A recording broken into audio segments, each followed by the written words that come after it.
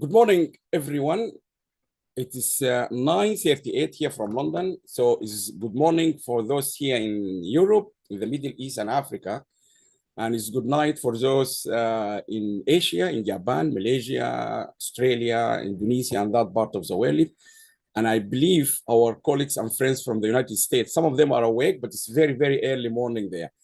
Welcome to this international online conference. This is a conference dedicated for the United Nations International Celebration for the Youth. They call it United Nations International Youth Day 2025. And I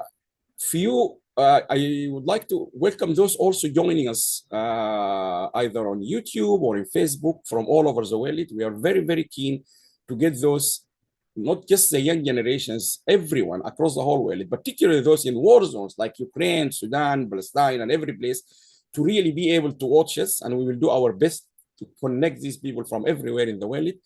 A warm welcome to all of you. It's a great pleasure to see you here. Particularly, this is almost a summer vacation for everyone. All universities are almost shut. And we highly, highly appreciate all the efforts you have made, starting from the organizers to the contributors. And someone told me yesterday, said to me, today, Alam, is expected to be 29 degrees here in the UK. People are going to Brighton Beach to enjoy the beach, Alam, and you're going to lock people in the room for 8 or 5 hours. So we highly appreciate you are here in this conference. You are not in a beach somewhere. I know it's quite exciting to go to the beach now. Now, very quickly, the World Association for Sustainable Development is a very large organization. It started in 1999, and then since then, we have been working towards common goals. One of them, when we started back in 1999, is a group of academics, universities from different places. I mean, I am not going to go through all of them, but it started University of East London, then University of Sussex, University of Brisbane, Australia, United Arab Emirates University, Stockton University, California, San Marcos. There's a lot of universities being involved in this organization. Yes, Delhi, University of Delhi, Professor Seema Joshi, Australia, New Zealand. There's a lot of organizations being involved. And since we started, we have 3-4 aims or goals we wanted to achieve. The first one is to make the knowledge generated across the whole world, particularly in developed countries like in the UK, Europe, or OCDs in Japan, in Australia, New Zealand, to be able, to make it available for everyone across the world. That's why all our publications, everything we do is free of charge. So we wanted, because we argue that it doesn't make sense if we produce fantastic scientific work here in the UK, but people in Africa or in Middle East or some Arab countries, they can't access it, they can't read it. But that's our thing. We are very proud to be one of the very first organizations worldwide to launch completely open access journal for free. Our journals are completely open access. And Janet will talk to you later about the new journal we're going to launch today with you, and the World Journal of Youth and Sustainable Development. So number two, we believe strongly tackling the issues of sustainable development, they have to be tackled from a multidisciplinary approach. And we're very pleased after a long campaign, not only us, with other organizations, the United Nations realized that, and the whole world now understand sustainability issues cannot be tackled from a technical or an engineering point of view. It has to be all disciplines, law, business. Just one example, the plastic bags. We are struggling here in Europe. Now we have to pay 50B for a small plastic bag. But that's not the solution. We have argued that. The solution is education. If you educate kids, if you educate Alam, he will not throw plastic back. And that's the issue of sustainability here, where education is the critical. Political science has to be involved, discussion and so on and so forth. The third also objective we started with is to bring these beautiful faces I can see in front of me. You can't do it here in the UK or Sussex University. When I was at Sussex University is #1 in teaching sustainable development goals, sustainable development. But are we #1 in the application of sustainability approaches? No. University of Manchester came #1 in terms of application of sustainability issues. So if the idea is you have to get people involved, really get people involved from Japan, from South Africa, from Uganda, from Sudan, from India, Malaysia, Indonesia. Yes, you need to engage these people. I traveled almost 20 hours to reach Indonesia before. Yes, you have to get these people involved. It's not just an easy, cozy Europe next to each other. We travel 1 or 2 hours. No. And again, you have to get the United States and so on. So we have started working with the United Nations since 2016, and we are very pleased and very proud to have contributed to major global policy research by the United Nations. One of the major reports we have contributed to is called in the United Nations in 2019, I can remember, the public policy uptake, in which the United Nations urged all governments across the world to use research and scientific research when they are deploying their public policy. And then we work with the UN on the public-private partnership, knowledge management. We also work with them in the online learning when you have the COVID and so on. We have a long-standing relationship with the United Nations. 2018, they hosted our major conference in Geneva, 2024, 2019 in London, 2024 in Geneva. And I'm also very pleased, and we will watch together this presentation today, also led by a lot of yours here, I think all of them, about the project, which I think is a pioneering project, which I will invite all of you to join it, which is the SDG tracker, where we are tracking the development and the progress of countries much more detailed using AI and experts, starting from level 1, level 2. I mean, there's much going to be talked about later. I'm going to start by showing you the video. Again, this video was designed, developed, and produced by students from China. So also one of yours, I think he's joining us here, Henry. So let's watch the video we used to promote this conference, so to give you the idea of what we are hoping to achieve today. I hope it will not be difficult for me to show this quickly. Hopefully it will work.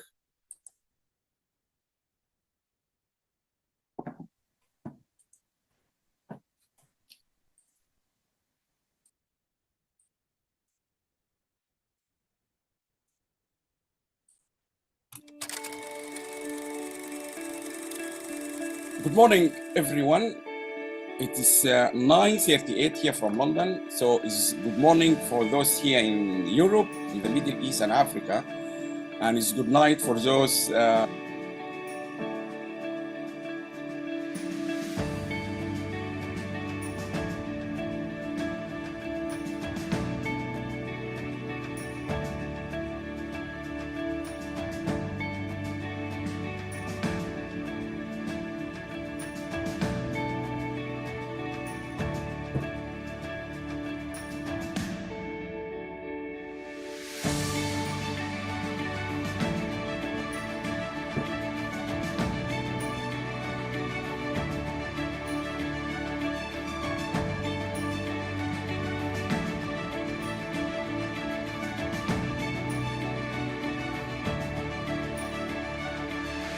More young people are raising their voices to tangibly make a difference, both in their local communities and at the global level.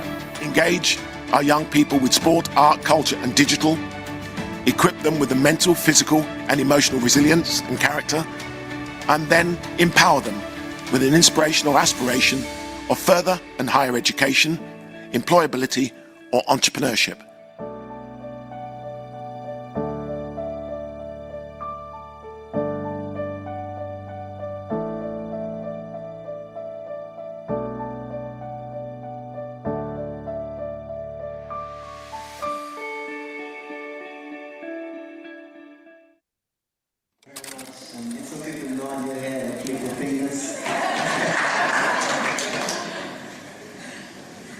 I pledge to do everything I can.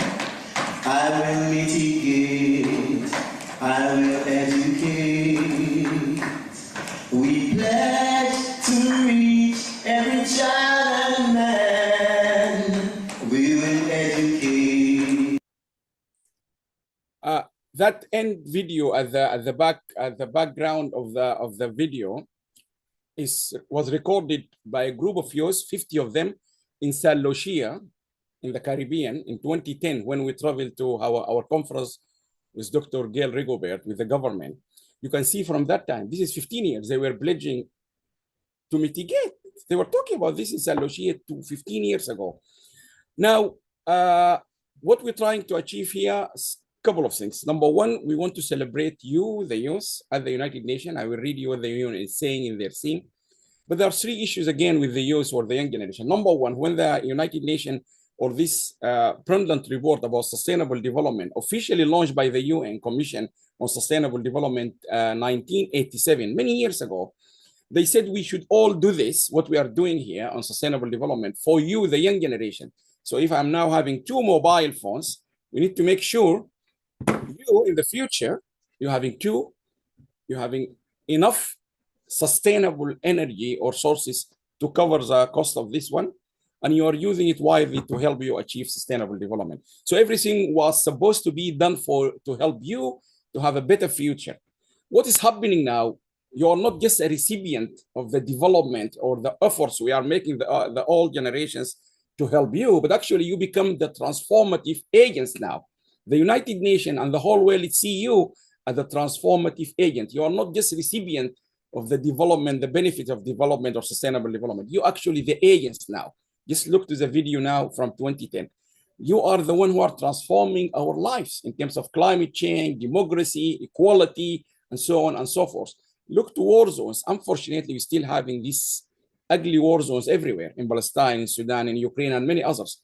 Young generations are doing their best to help their families and so on, campaigning, a lot of work. Even this morning, I received a message from a university in the war zone in Sudan. They said to me, Alam, at the University of Kordofan, I really admire them. They said that we are celebrating the Youth Day here in that war zone, and we will make sure our students and the people in that war zone, they will be watching part of your conference, and if possible, you can watch part of our conference. So this is very important. Number two, this revolution, the Secretary General Cortez last year, he said in September, we can now see clearly only 17% is going to be achieved from the Sustainable Development Goals. Unfortunately, that's the reality by the Secretary General Cortez last year. But he said, we are hoping AI, artificial intelligence, will help the whole world to accelerate the progress to achieve Sustainable Development Goals. When I was at university, I did not study AI, or there was no course on artificial intelligence. You are the one who knows AI. You are the one who studied artificial intelligence. You are the one who you are using artificial intelligence. So there's a lot of connections between what we are hoping it will happen because of you. You are the transformative agents now. Number three, I don't know if you know this fact, more than half of this world is young generations, youth. The majority of the world now are the young generations. So in terms of population, you are more than 50%. Number three, more and more evidence from research, from World Bank, United Nations, universities, they all confirm one thing. They said the future countries which will lead this world, the future countries which will lead the world, such as India is being given an example, there's one common thing in these future countries, they call them future countries, they have a large proportion of young generations. India is cited one of them, believe it or not. Also Sudan, the country in war now, is cited one of them because there's an overwhelming number of young generations. So young generations now, from a research point of view, are clearly linked to the future perspective of countries who will lead this world. It is really depending on those young generations. So you are really the future of everything. And I think we have witnessed, we have seen how you guys are now leading this world. I'm going just to read to you one or two sentences from the Secretary General of the United Nations. He said it yesterday. I hope I can get it quickly. Cortez, the Secretary General, said, young people are bold innovators. Just look to the wording, bold innovators, resilient organizers, and essential partners in achieving the Sustainable Development Goals. Let's repeat the three words. You are bold innovators, and that's true. Resilient organizers, and essential partner. And I think you really need to remind yourself, you are essential in what is now we're all struggling with, Sustainable Development Goals. So the UN look at you as innovator, bold, resilient, and essential for achieving the United Nations Sustainable Development Goals. They are driving sustainable development, building more inclusive communities, forging peace. And we're going to listen to a paper today, a presentation from South Sudan about the role of you, the young generations, the youth, on peace, and demanding a fairer, greener, and more into the future. So this is just a kind of background. we have fantastic lineup. First of all, I would like to thank all those who have contributed to this conference from all parts, starting from Razan, you have seen her, Lena, Lena, Janet, many people. Plus, your contribution is very, very important. Let me thank you all before you start. Of course, we have our own official way of saying thank you to you, all of the contributor. But I have the pleasure of looking at all your presentation last night. Really fantastic. I really can't tell you how much I'm looking forward to watch you and listen to you. And I really encourage you to share this link to anyone who can now join us. Really fantastic presentation. We're going to start just from a geographical point of view. We're going to start from Asia. By the way, I can see Razan here. Razan, do you want to lead your session or do you want me to do it? Because I remember you said you might have small issues. Just text me here if you want. So we're going to start from Asia because this is a late time now. It's banned there. If you can text me on the WhatsApp, Razan, I will understand because you are muted now. Now we're going to start from Asia because this is a late time for them now. They're already late night. And then we will come down towards Middle East Africa because the time will then allow, like Jordan, Egypt, Sudan, and so on, and Saudi Arabia. And then we will move further up to Europe, Italy and others, UK. And then we will end up finally with those in the United States, which I really appreciate. This is too early for them, but they are joining us. So we start from Asia coming down all the way until we end up with the United States. So that's all from me. There is much. Please go to our website. We have moderators. I'm really pleased because she texts me in the morning. She might not be able to have few issues. She might not be able to join in the morning to lead her session, but I'm really pleased to welcome Razan Ahmed. Razan is a graduate. She's joining us from Wales. We're going to travel all over the world, but I can assure you we're not going to consume any CO2. This is all virtual. So if you look at the amount of hours, and maybe that's a test for you at the end of this conference, we'll give an award for someone who can calculate the number of hours we're going to be traveling from country to country. So our moderators, I will say a few words about each moderator. I'm really glad I'm going to enjoy this watching. Razan, she is a graduate of University College London with distinction. Very smart, very bright, young, I will say girl, because now we're really advancing women and girls as well. She is very experienced. She traveled. That's why I'm really pleased she's going to be carrying this. From her bio, you can see she's been to Africa, to Middle East, to Asian countries, to even, I think, Caribbean. Even her dissertation is on the US. She's a global young mind, but it's a global big mind. She will be moderating this session. And I think we're ready to go, Razan. So what we will do, first I will unmute you. Razan, you are a co-host now, so you can start introducing, and then I will prepare. I will be more of with my team here to help you technically. So thank you very much, and the floor is yours, Razan. Okay, great. Thank you for that introduction. I'm just going to share my screen. Yeah, is that accessible? Okay, so hello everyone and welcome. It's so lovely to see people joining from all around the world for today's very first International Youth Day conference by the World Association for Sustainable Development. As Professor Allam just introduced me, a bit about me, I've just recently graduated and I'm really passionate about tackling society's biggest inequalities through sustainable development practices. I'm currently working at WAST and have played a big role in organising today's event. Now, before our speakers begin, I wanted to talk about why today is so important and what it represents. So today is all about celebrating young people, not just as leaders of the future, but as leaders of right now. Around the world, young people are stepping up with fresh ideas, creative solutions, and the courage to tackle problems head on. They're shaping communities, challenging the way things have been done, and showing that age is no barrier to making a real difference. Now, this year's International Youth Day conference will also underscore the essential role of local and regional governments. Being closest to the communities they serve, they are uniquely positioned to create inclusive policy environments, allocate resources, and establish mechanisms for youth participation in local planning and decision-making. by integrating youth priorities into local and regional strategies and fostering partnerships with youth organizations, authorities can collaborate with young people to transform their ideas into impactful solutions. Now, Professor Allam also briefly touched on this, but I think it's quite easy to forget the scale of youth potential. So young people make up the largest generation in history. More than 1.2 billion of us are aged 15 to 24. That's myself included. And that's a lot of potential for energy, innovation, and change. But too often, youth voices don't get the platform they deserve. And that's why events like this today are so important, as they give us a space to share ideas, connect across borders, and inspire each other just to keep going.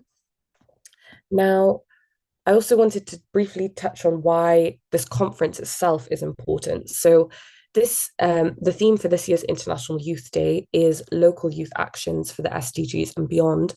And it serves as a reminder that big change doesn't happen at global conferences or in government offices.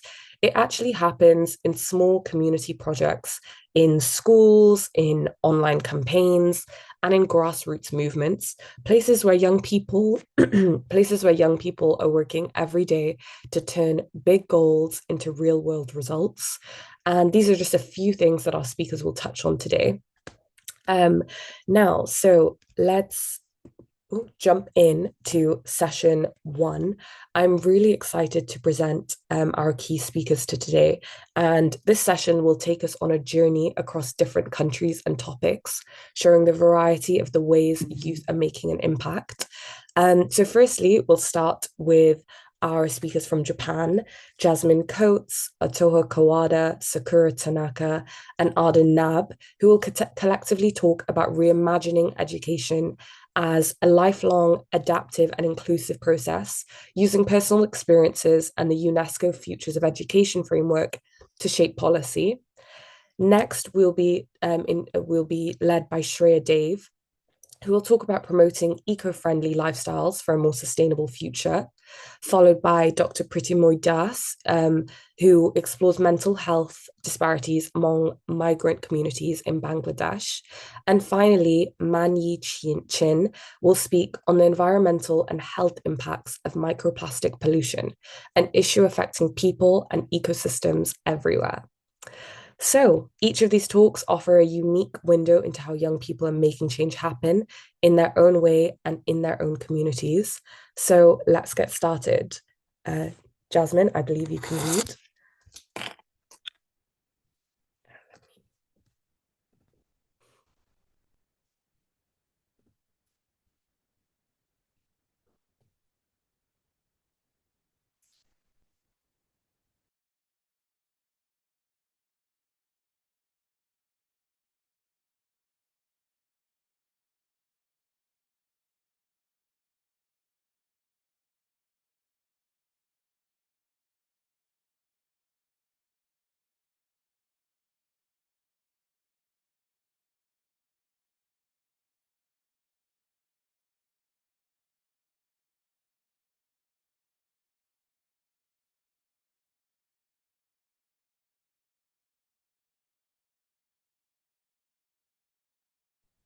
Thank you. That works.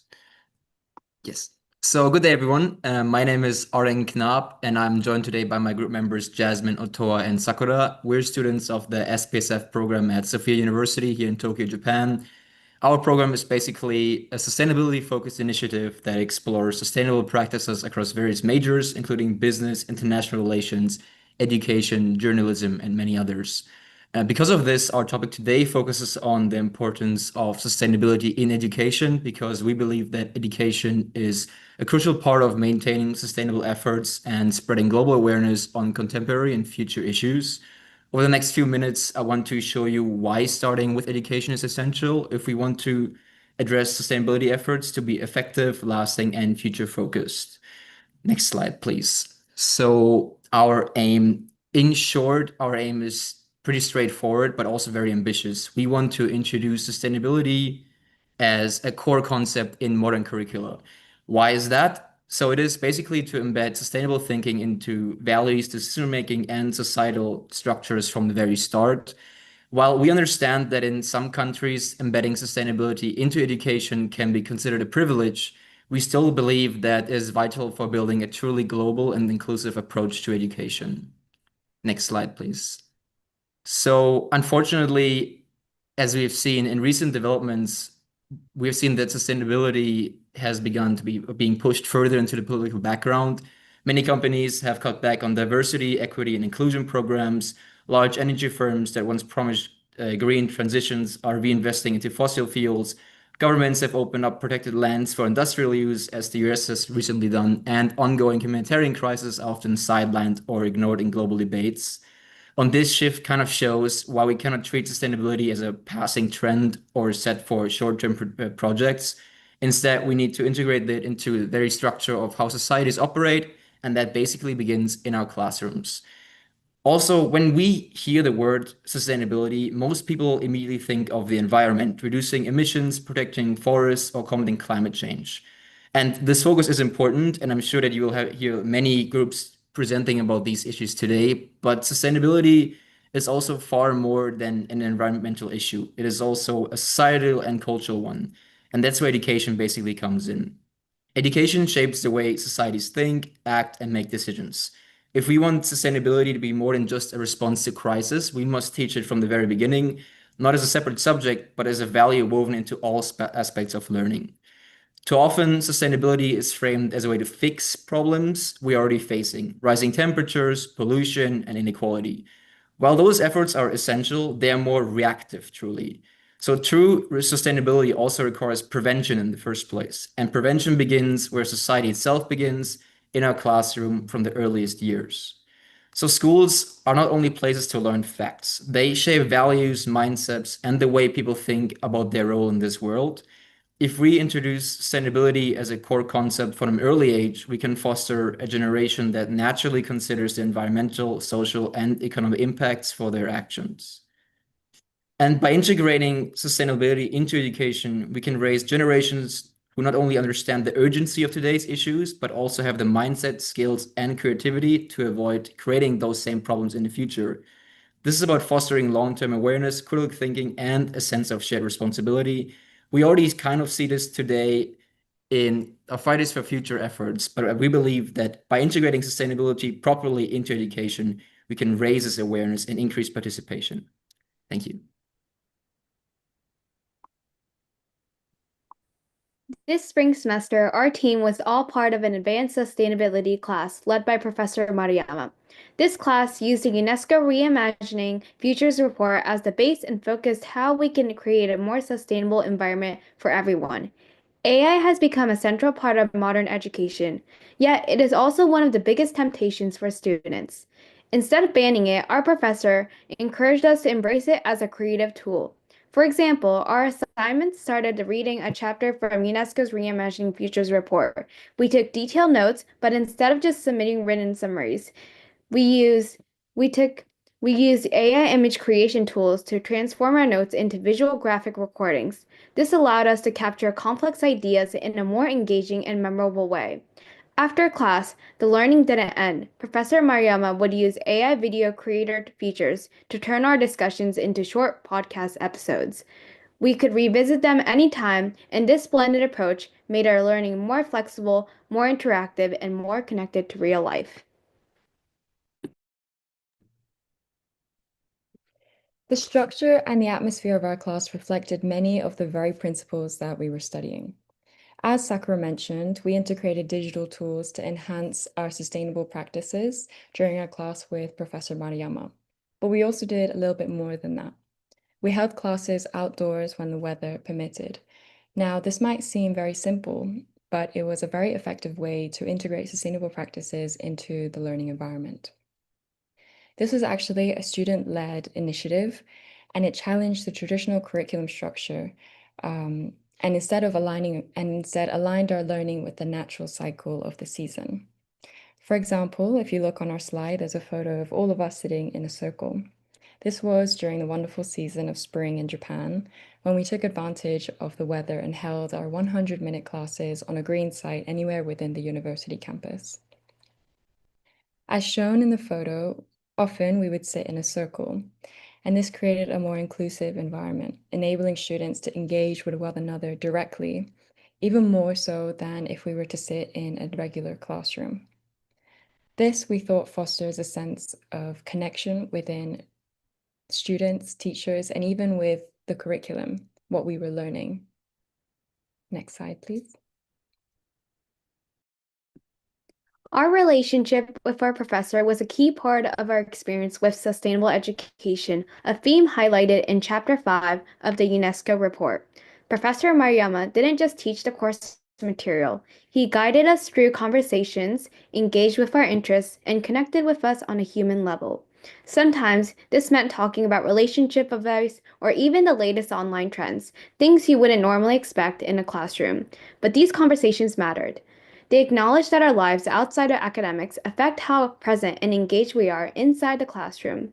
This approach reflected a shift from the traditional role of a teacher to a mentor, one who supports the whole student, not just the learner.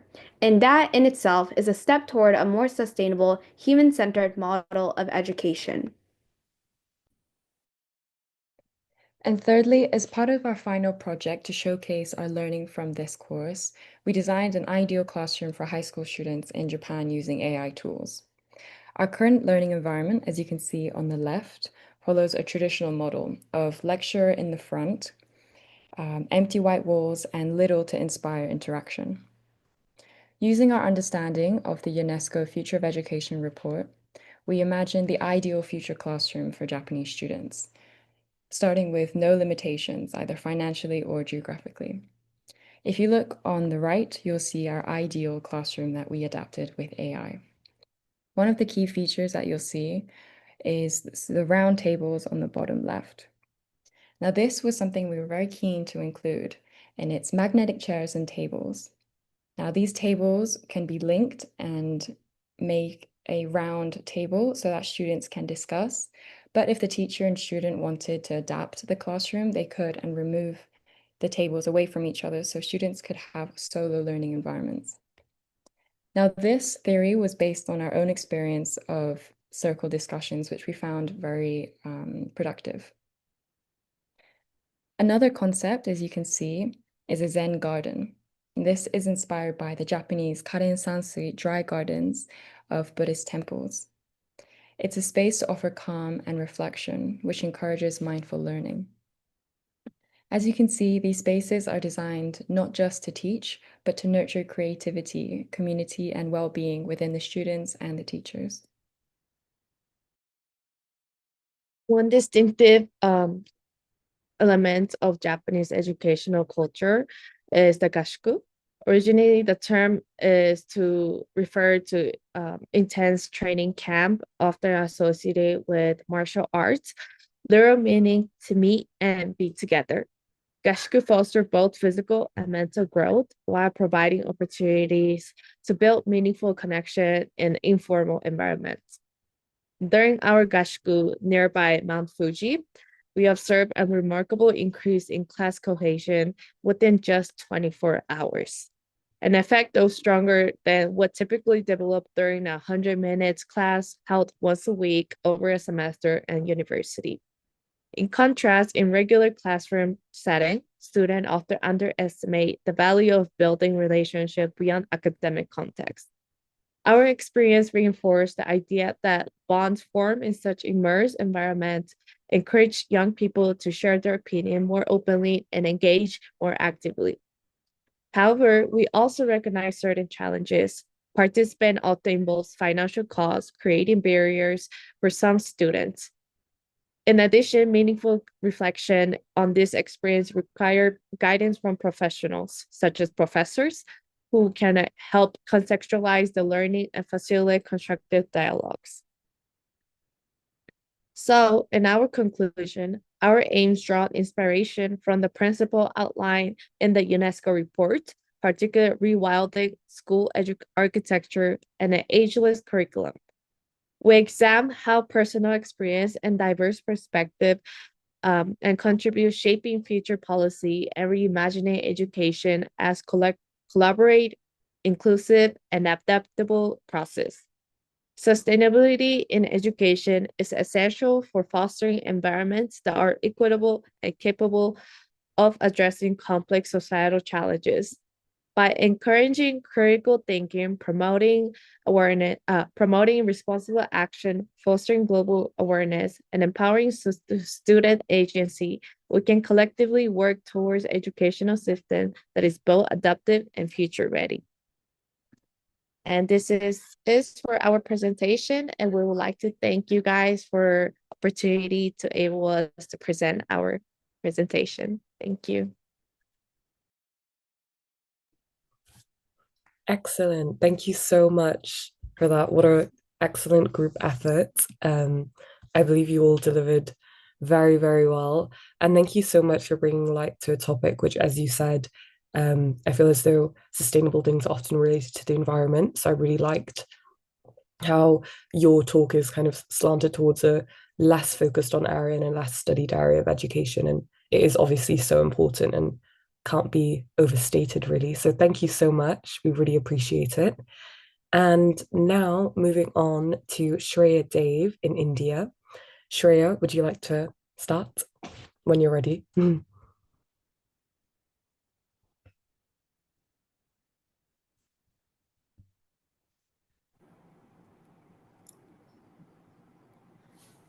Hello, am I audible? Yes, we can hear you. Okay, I'll just present my screen. Yeah, no problem.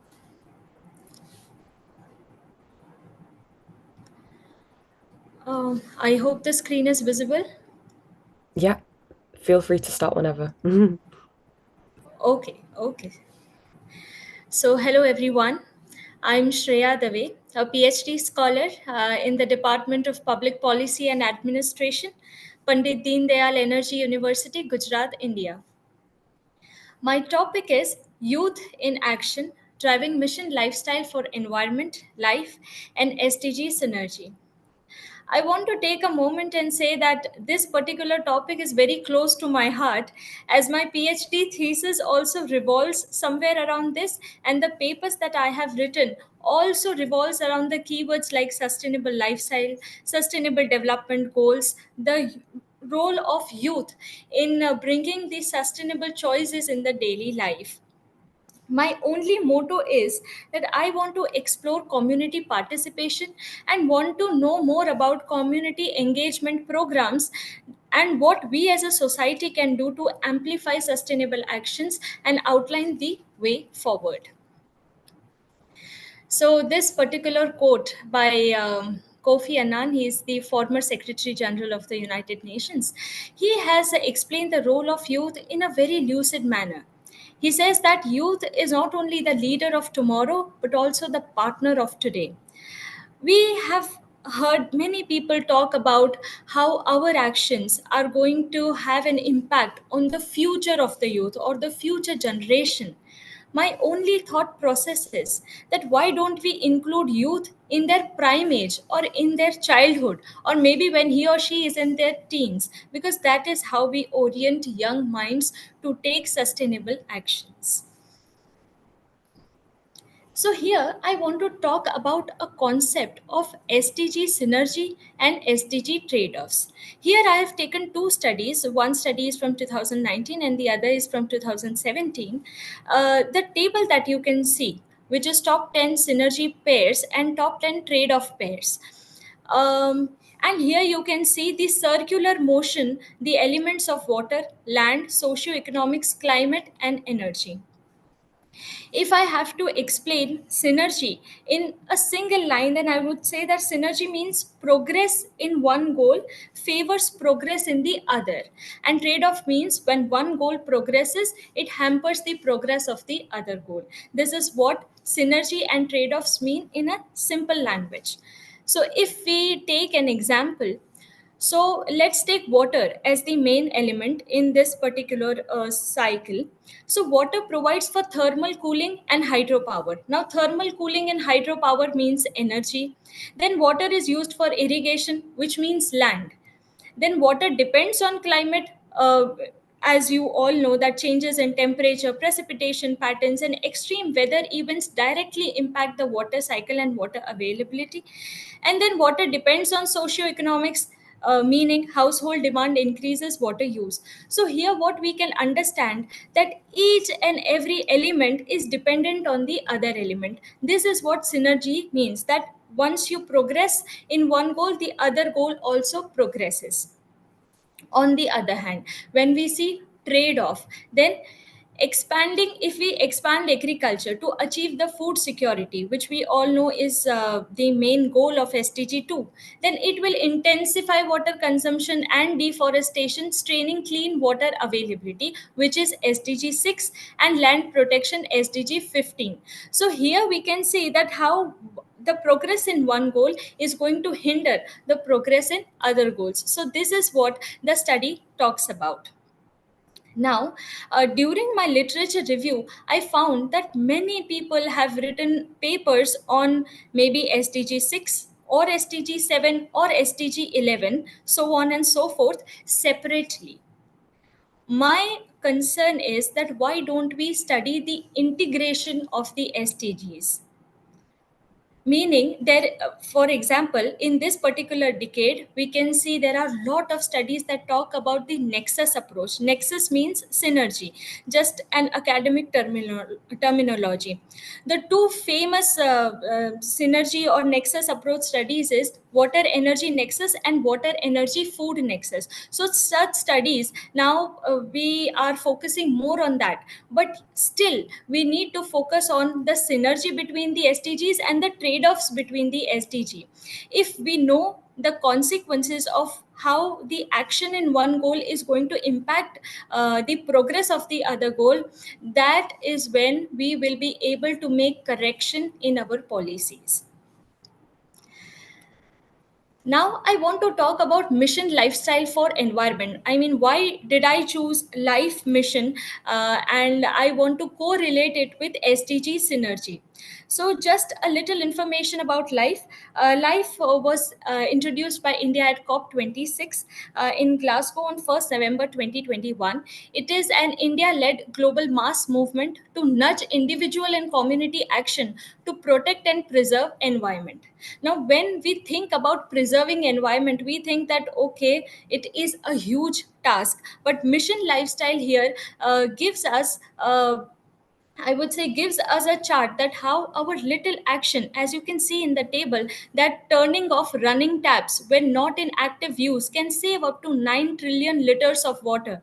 So this is a lot of saving with our one action. So here the role of youth comes into play. If we are conscious enough that each and every step in our life, meaning if we are switching on AC, if we don't keep at 16 and keep 16 degrees and keep it at 24, this will make a huge change. So mission life is basically about mindful and deliberate utilization instead of mindless and destructive consumption.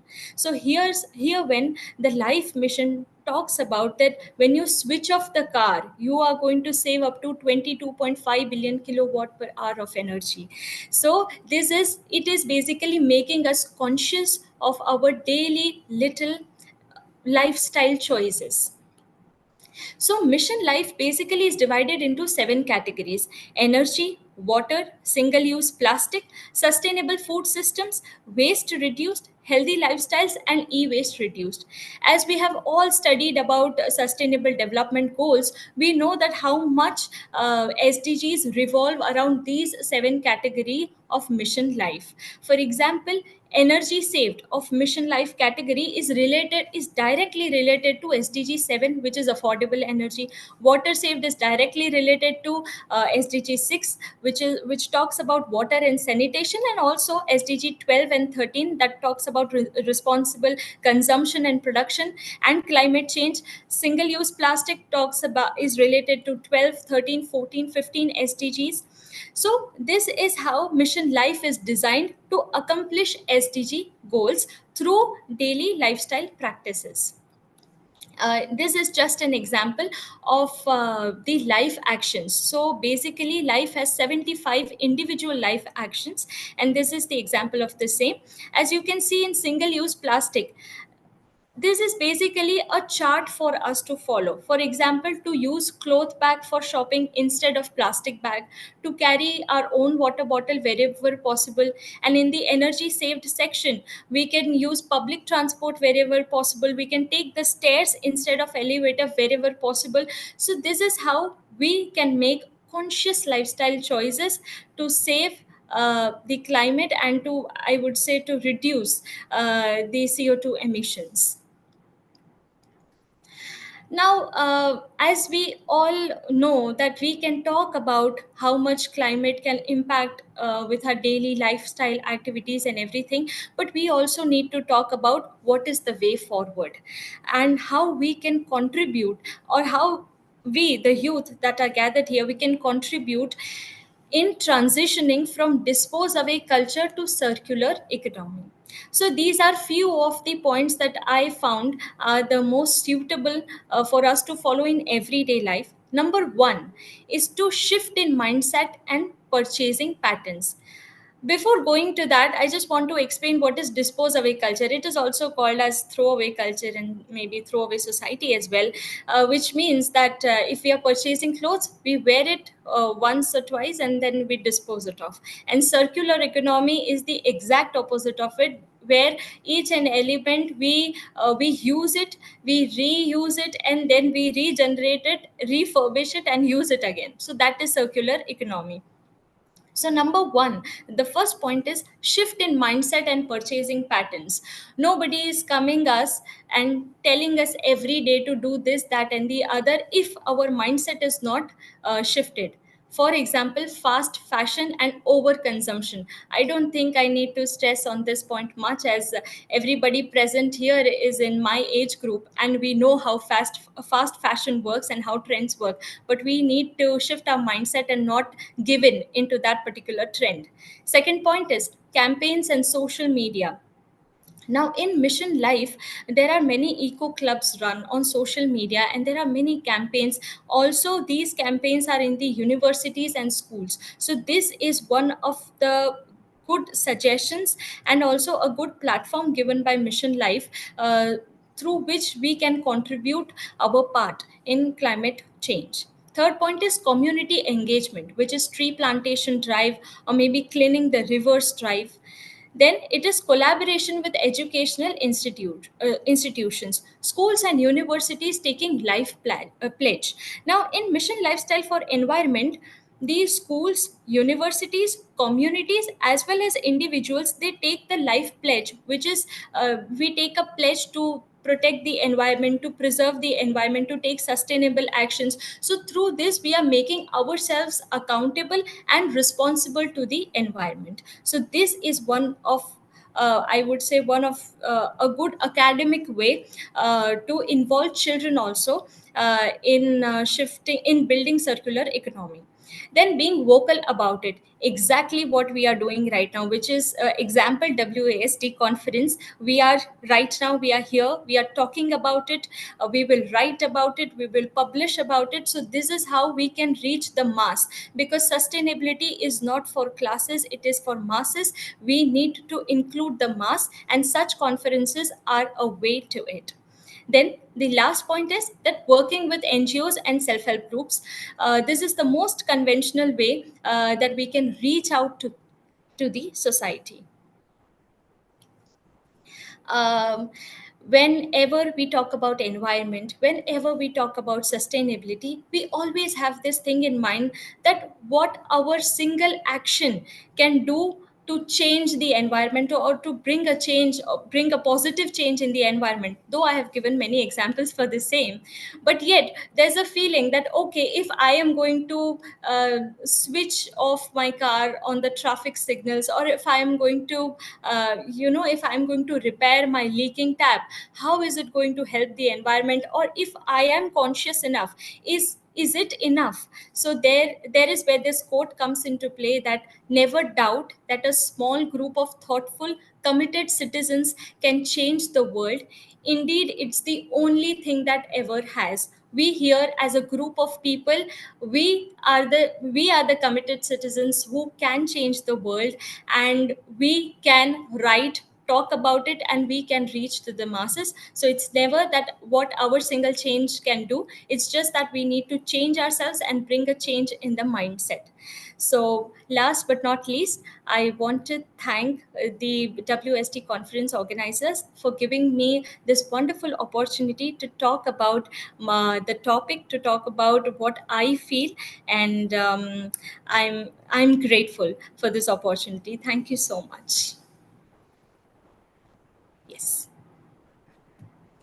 Thank you so much, Shreya. That was incredible. Very, very insightful. I feel like I am walking away from that presentation having learned a lot, and I'm sure a lot of people have too. Your passion for this topic really comes through, and it really made it just really excellent to listen to and engage with.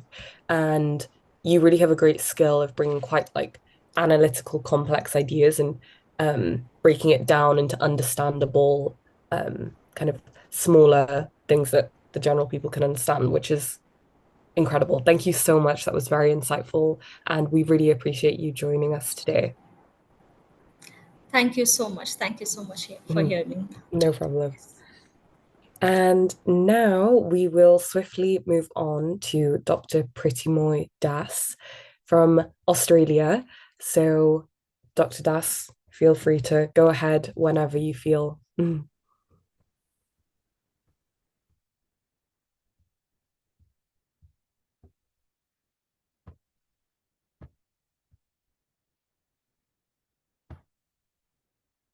Thank you, Rajani, and thanks for the organizer for this exciting celebration of the International Youth Day.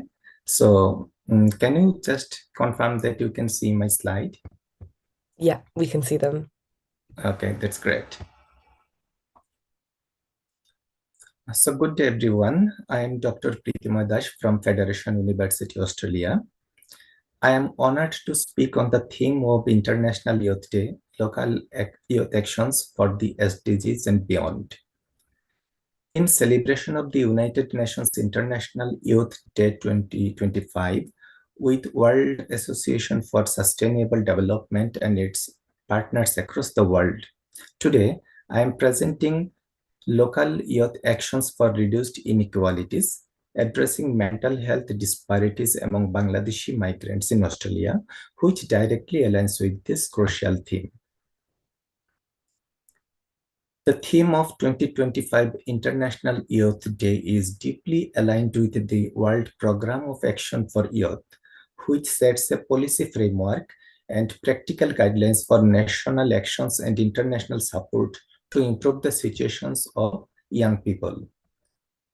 This year's objective for International Youth Day are to recognize youth as key local development partner, policy adaptation, and collaboration. This shared vision and focus on local action directly connects to a crucial challenge we investigated: the significant mental health disparities faced by young migrants.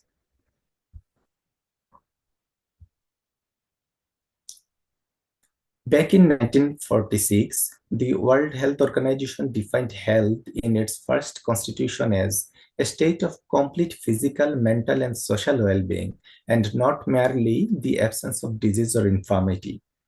However, over the past half-century, mental health has not received the international attention, political priority, or funding that it deserves.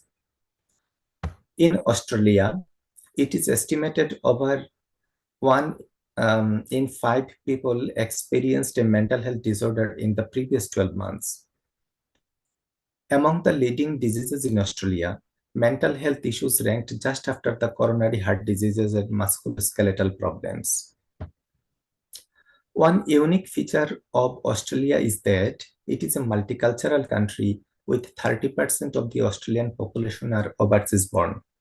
and hence they are called migrants.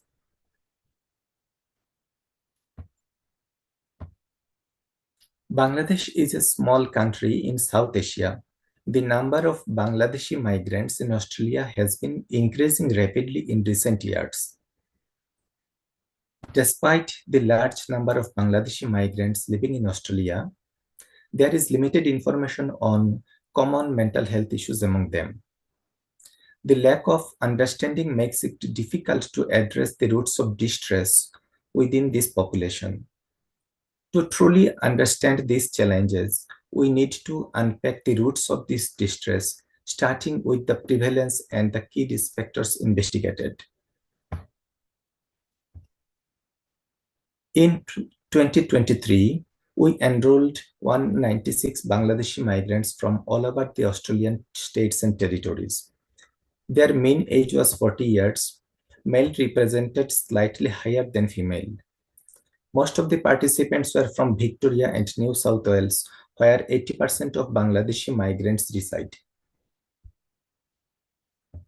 The prevalence of high to very high psychological distress among Bangladeshi migrants in Australia was 43%. The prevalence of depression among them was 35%. To put this into perspective, this prevalence of psychological distress and depression was at least 3 times higher than the Australian national average. This significant disparity underscored an urgent need to reduce the inequalities within countries, ensuring mental health well-being for all population, including migrants' youth. The risk factors were at least double among migrants with multiple comorbidities and who experienced discrimination and racism in Australia. Loneliness, dissatisfaction with friendship, a lack of community engagement, and low English proficiency were other risk factors. Beyond these statistics, it is crucial to hear the authentic voices and lived experiences from the community, which reveal the profound human dimension of these inequalities. Our qualitative research captured the lived experience of Bangladeshi migrants, revealing profound insights into their struggles. There are clear gaps in public health communications too. As one of our migrant respondents described, in Australia, you will never see anything on local channel that says, okay, this is the mental health service available for migrants.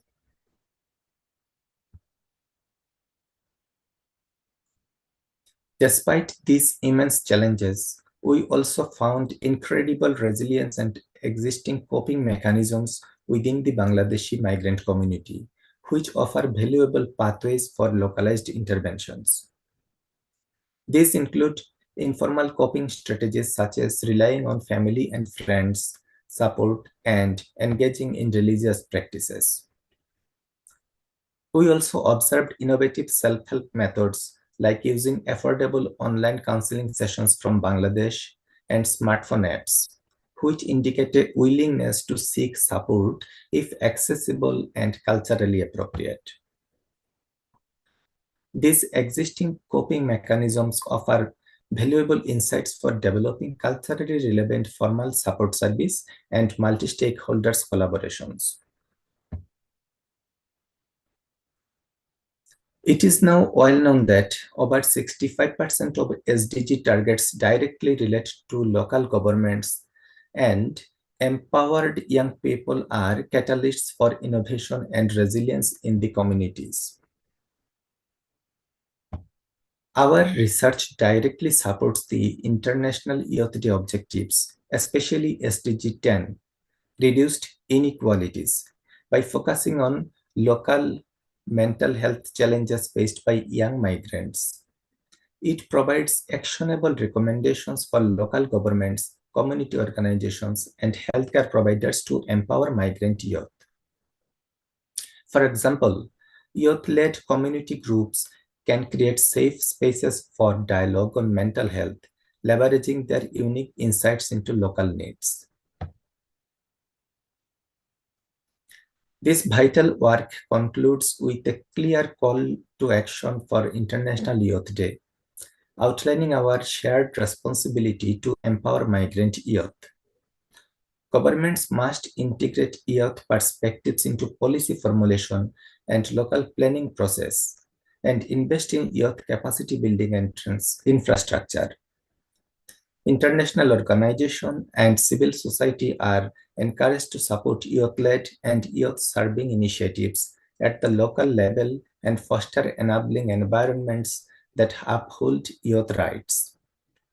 In addition, academia should continue to conduct rigorous research to inform evidence-based, culturally responsive interventions for diverse youth population. By working together on these, we will achieve equitable mental health and well-being for all young people, ensuring no one is left behind in our pursuit of the SDGs. Thank you for your time and attention today. Please feel free to connect with me if you have further questions or would like to collaborate. Thank you. Excellent. Thank you so much. Again, thank you so much for a very insightful and highly analytical presentation. I think it really sheds light on something that's often overlooked in sustainable development, and that is, mental health, and specifically kind of looking at the intersection of that with migrant youth, I think is really, really important work that you've done here. And thank you so much for sharing it with us. We really appreciate it. And yeah, thank you. Thank you so much too. Excellent. And now we will swiftly move on to Man Yi. Man Yi, whenever you're ready, if you'd like to share your screen and start your presentation.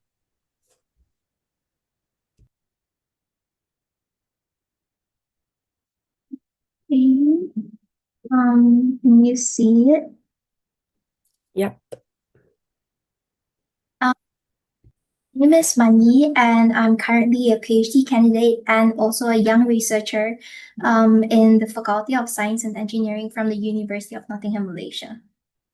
So my research investigated the effect of polyethylene terephthalate microplastics on rat isolated tissue function and liver enzyme. My area of interest is because I wanted to gain insight into the potential health risks that today youth and generation face. So, plastic microplastics pollution has emerged as a threat to not only the environment, but also the human health with far-reaching implications for the well-being of the future generations. So, according to Plastic Europe 2024, they published a fact about the plastic production in 2023. In 2023 alone, there is a total amount of 413.8 million tons of plastics produced, which is a lot. And among that 400 million tons, 6.2% of it is polyethylene terephthalate, PET. I believe that all of us here has used products that is made of PET before, because many consumer products packaging is actually made from PET, including the detergent bottle, plastic drinking water bottle, takeaway boxes, and whatever plastic product that's labeled as number 1. So all these plastic products, they will degrade into tiny, tiny pieces called microplastics. And microplastics can remain in the environment for a very, very long period of time. For example, in the aquatic environment, in the freshwater, marine water, marine sediments, in the air, and of course in the soil. So as I mentioned earlier, it can invade the water system and is ingested by aquatic organisms. For example, fish, shellfish, and eventually all these microplastics will enter the body of living organisms, including human. So what I wanted to find out is what happened when PET microplastics is exposed to animal tissue and liver enzymes, so that we know that if the same situation happened in human, what are the possible consequences? So this is the aim and objective of my research.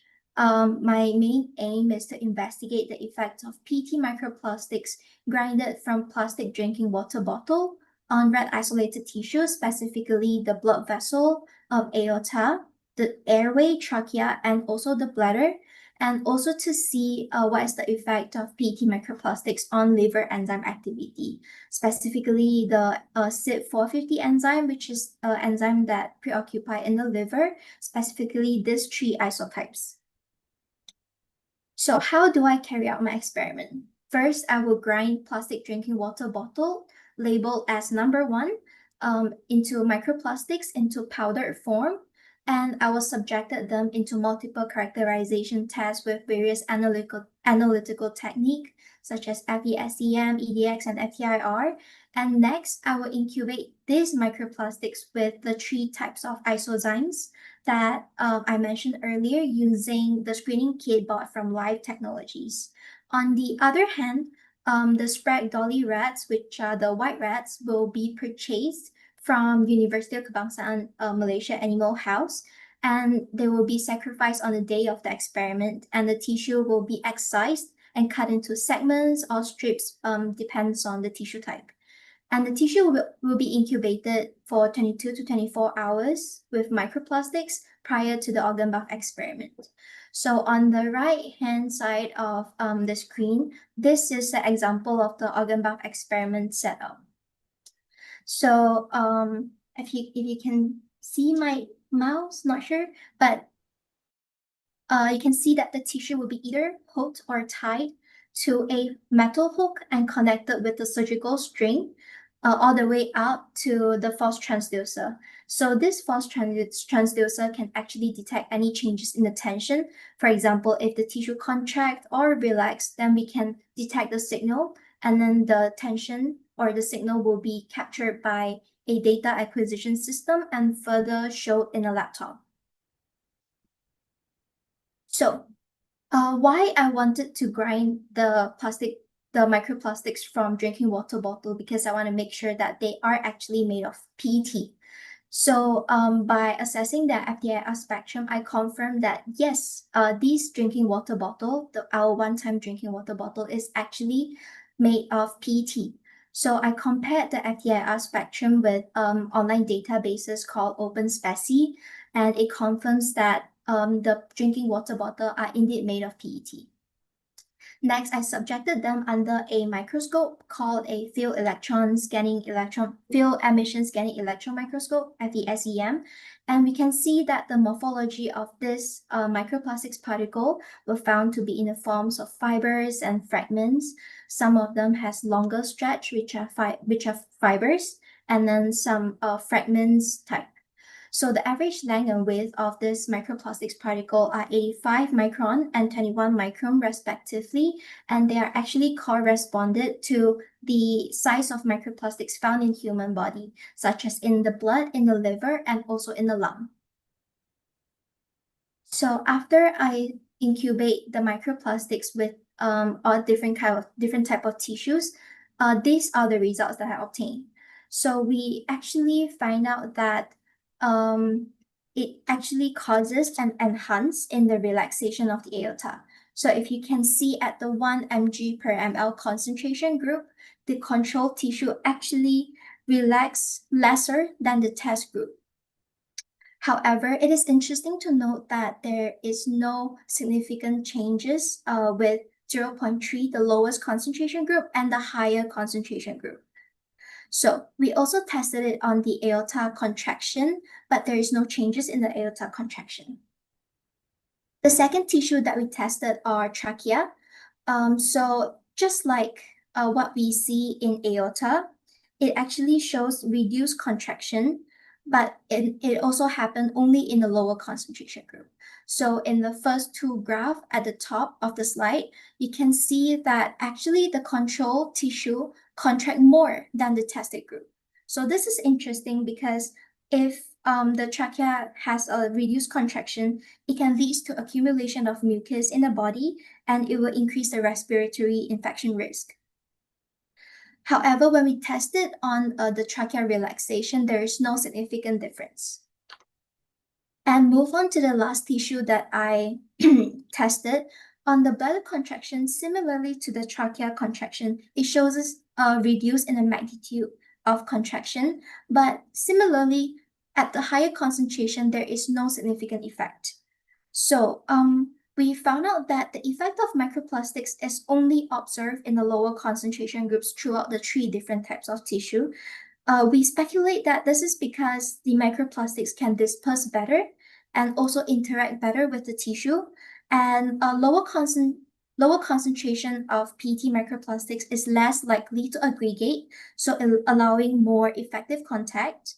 And so we conclude that microplastics likely exert its effect through a physical interaction, and this is not dose dependent. So now that I've seen effects on the tissue level, I wanted to move one level down into the molecular level. That's why I carry out the experiment to see the effect of PET microplastics on CYP enzymes, specifically CYP2C9, CYP2D6, and CYP3A4. So what is this CYP enzyme?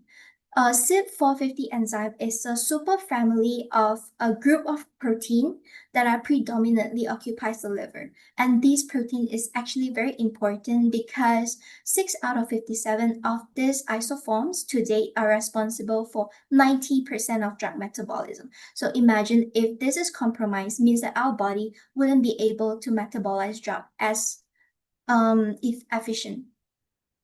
So for these 3 enzymes that I looked at, it's interesting because only 2 isozymes show significant inhibition, whereas on the CYP2D6, it doesn't show any inhibition. So we speculate that this is because there are properties of their active site. So active site is like a place that substances can come in to interact with the enzyme and causes further subsequent action. So for CYP3A4, which has the most significant inhibition, it actually has a large and flexible active site that accommodate wide range of substrate, wide range of substances to make it more susceptible for interference with PET microplastics. However, with CYP2C9 that show moderate inhibition, it has a more restricted active site compared to CYP3A4. So it is less prone to interaction with microplastics at a lower concentration. And lastly, for CYP2D6, it remained unaffected. So the active site of the CYP2D6 is actually very distinct, and it has a very distinct architecture and very specific substrate specificity. So from there, we conclude that PET microplastics exert isozyme-specific effect rather than a generalized inhibition across all CYP enzymes.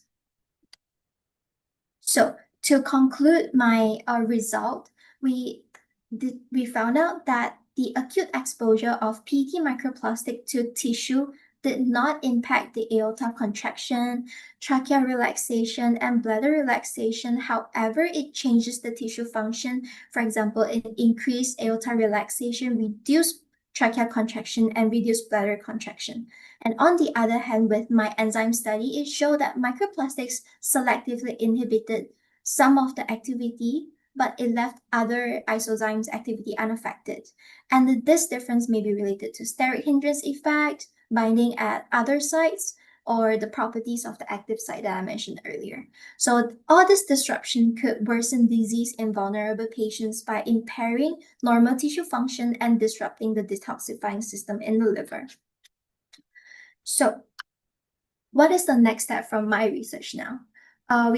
For more lab work, we can investigate the impact of microplastics exposure on tissue structure by examining their histology, their tissue structure.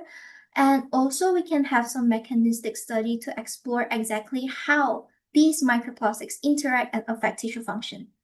So as the younger generation, all of us here, we will be the generations that are affected by this plastics pandemic. And hopefully through my research, I can contribute towards global goals and turn lab research into knowledge that communities and policy makers can act on. Thank you. Excellent. Thank you so much, Manyi. That was an incredible presentation. And I think one of the most scientific ones we perhaps have in today's lineup. So it really offers a kind of a new topic and something different, actually. So yeah, well done. Thank you so much for joining us today, and thank you for presenting your research. Now I will pass back to Professor Alam as we will move on to session 2 with a new set of speakers and Lina, our next moderator. Okay, thank you very much, Razan. Thank you, all the speakers. I think they have done fantastic. I really enjoyed all the presentation, but also the moderator was fantastic. And I have to surprise you all, particularly, I don't know how of the old generation sitting here. They have done fantastic. We started late by 7 minutes. We showed you the video for 3 or 4 minutes, so that's 10 minutes. And then I made my speech, and then we still, before the ending of the time. This never happened. It only happened when you have fantastic young generation. So congratulations, all of you. You have completed this session, Razan, in before the deadline. The deadline is 10:55. We still 10:53. So really, this never happened in the old-fashioned people like me who are doing. The presentation were fantastic, really enjoyable. It was more of you watching and you're entertained by them. I would like also, before I forget, to thank all the professors who nominated these 4 presentation from Japan, from India, from Malaysia, and from Australia. And also for their support, because I'm pretty sure they have communicated with us. So thank you very much, all of the professors who have nominated this. And I think your nomination are really deserve the efforts. And I would like to thank you again. Can I ask everyone in the Zoom to show appreciation and thank you for these people by clicking, just make a noise, clicking the, I think in the reaction. What we can do is just at least make sure we click this one, because they have done really fantastic, really enjoyable. And I invite you all, the 4 of you, plus your professors, to join us in London in December. Yes, you are very much welcome. Now, we're going to move from session 1, and thanks to the moderator, we finished before the time allowed, which makes it very difficult for the other 3 moderators to do the same. So we're going to move to our second session. And in this session, as I said earlier, we are now moving from Asia, which is very late now. We're coming down to the Middle East and Africa, and then we will go down to Europe. So this next session is going to be moderated by Lina Sulaiman. Lina is the second year International Relations and Politics at Queen Mary University of London.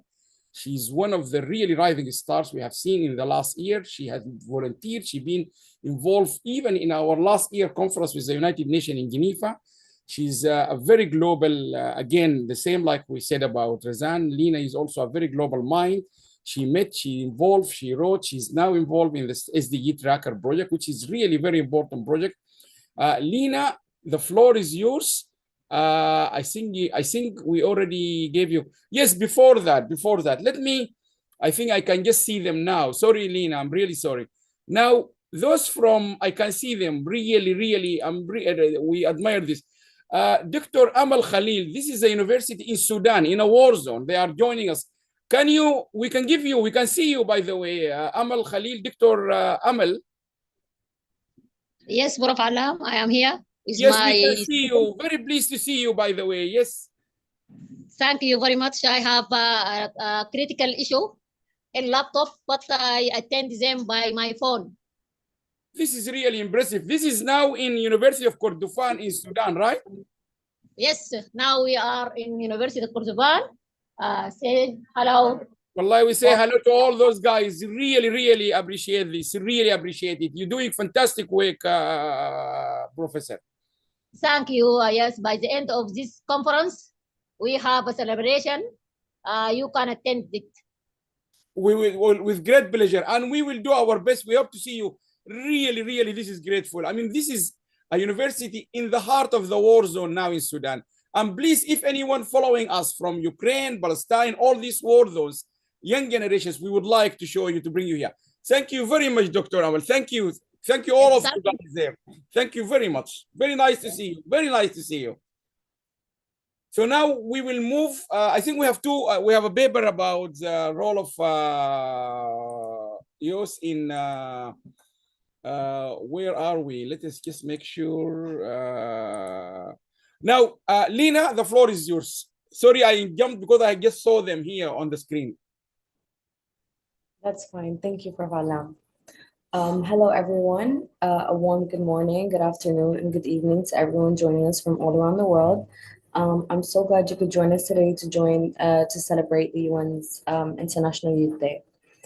My name is Yuna Suleiman, and I'm a student of International Relations and Business Management at MEKEI, and also an intern at WASD. Like all of you here today, I deeply believe in the abilities of the youth and in our ability to create meaningful, lasting change. I know you'll be inspired by the presentations and speakers ahead because I've been inspired by the previous ones and I look forward to the next. Our next speaker is Al-Bara, who is an entrepreneur, public speaker, and content creator. Today he's here to talk about something that couldn't be more relevant, the power of youth-driven entrepreneurship. In a world where young people are struggling to find jobs, innovation and business offers another path, a way to be creative and stand on their own. As Prof. Allam reminds us, the UN sees young people as innovative and change makers.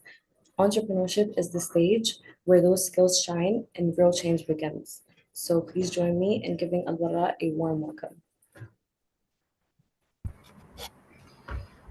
Hi everyone. All right, so let me just share my screen just very fast. Let me know when you can see my screen, please.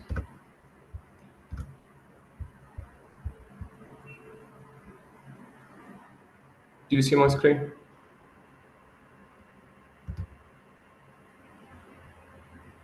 Do you guys see my screen? Okay, cool.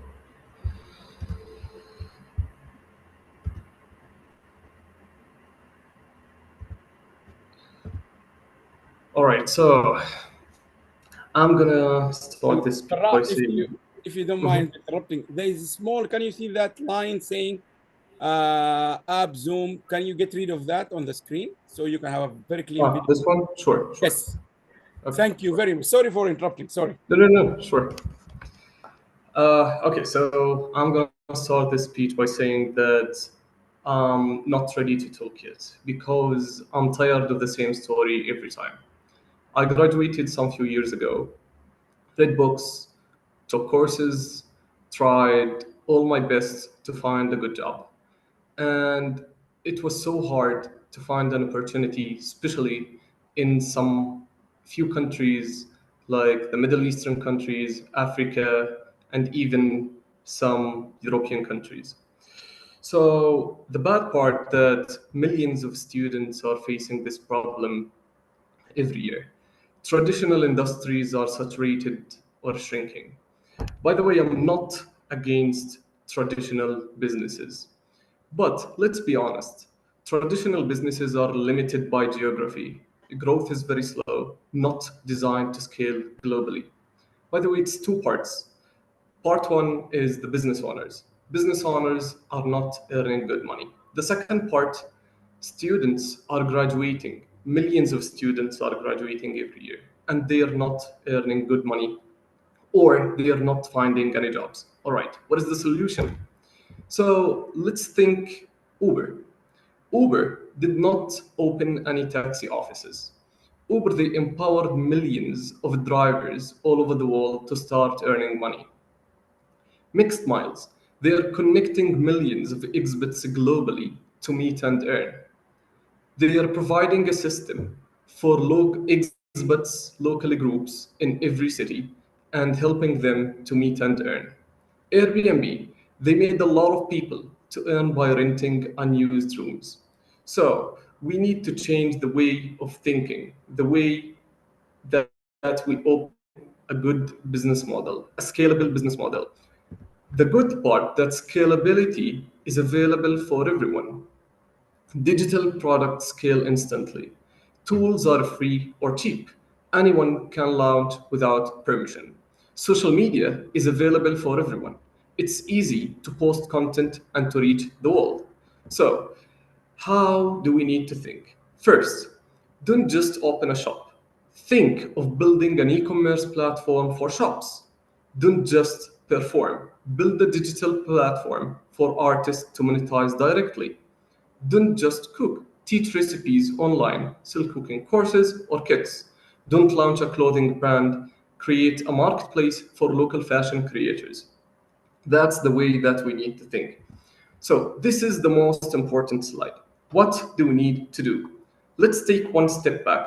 How do we create a business? A business, we find a problem and we find a solution. So the problem must be very common and exist in many places. We create a solution that lives digitally, app, courses, tools, or platforms. So step 3 is the most important step. Design it so others can use it or benefit from it. So we don't open a system that we provide courses. We open a system that helps teachers or instructors. It's going to help the both sides. Grow it through content, automation, or partnerships, because it's so easy to post content now and to reach the world. So you didn't need to leave your country to reach the world. This part, guys, it's kind of sad and funny at the same time. At those days, we're still seeing a lot of people are leaving their countries, even to open businesses or to find jobs. But the good part that the businesses are available only by your phone or by your laptop. So let's try to change the way of thinking, not just focus about how we open a business that is in the red ocean. Red ocean means a business that is available and easy to do. Just think about an idea that can help others and help you to earn money at the same time. So this matches number 8, the SDG number 8, decent work and economic growth. Scalable businesses don't just make income, it makes space for others to succeed too. Every app, platform, or digital service is a part of the solution. So build a model that grows others too. Youth don't lack ideas, they lack access and belief. So let's just change the way of thinking. Thank you. This was Al-Ghuram Al-Kawi, the founder of Mixed Minds. I build scalable startups and create content that reached over 900 million views. Mixed Minds empowers youth to organize events for experts worldwide. Let's connect and let's collaborate. Thanks, everyone. Thank you so much, Al-Barra. And I personally found your presentation very insightful because I do business and I enjoy business.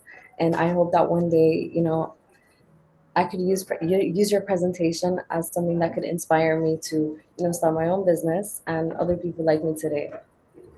Our next speaker is Mirna El Mahdi. Her presentation will talk about the role youth can take in tackling interconnected issues such as food insecurity and corruption. This topic is particularly important to me, being from a country where such issues affect everyone and people my age, who I deeply care about. Mirna, I look forward to your presentation, and the floor is yours. Lena, do you see Mirna? Because I can't see her here. Can you raise your hand, Mirna, so we can open for you?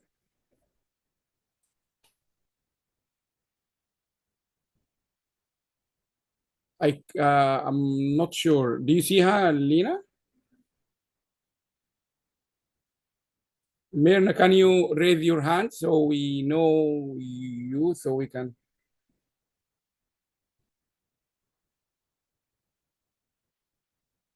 I don't think I can see. There's a lot of unknown accounts here, but I don't really. So maybe you go to the speaker after, and I will try to establish contact, Lena. Okay, I will move on to Tomadur, who's our next speaker, and we'll also talk about something similar. Smart Youth Crowdfunding is her presentation's title. Tomadur, if you could please join us.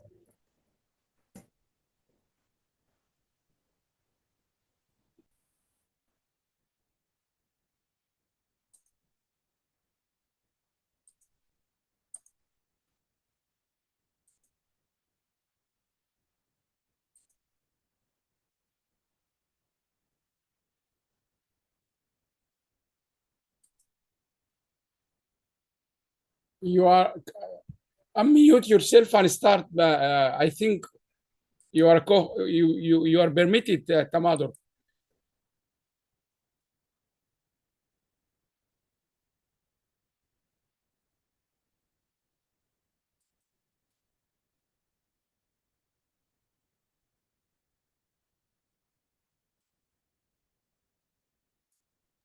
Tamadar, if you could hear us, could you please unmute?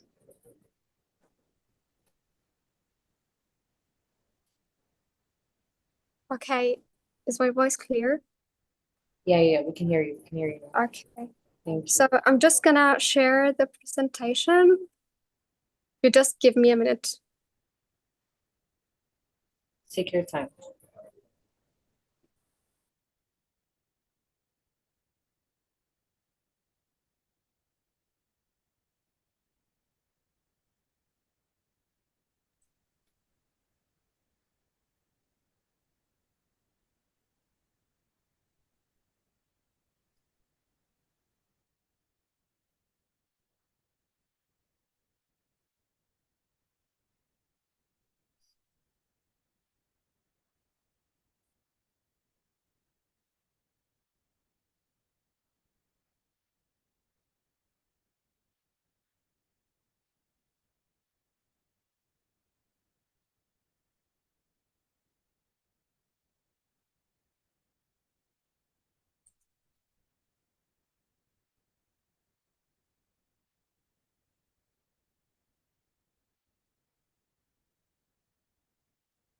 I'm so sorry, but I just have a problem sharing the presentation.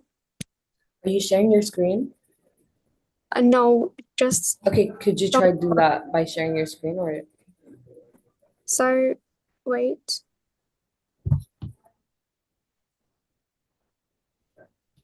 Unfortunately, it doesn't work. Share screen doesn't work? Yeah.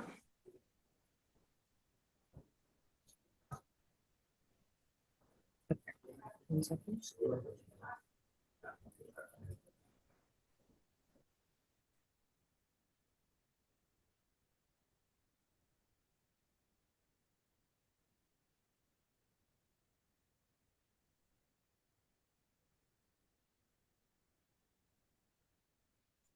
Lina, maybe you also go to the second speaker and give them chance to prepare themselves, maybe?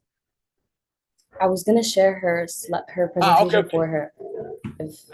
Do you want me to Yeah? share from here for you? If you want, I can share Okay, from yeah. Okay, yeah.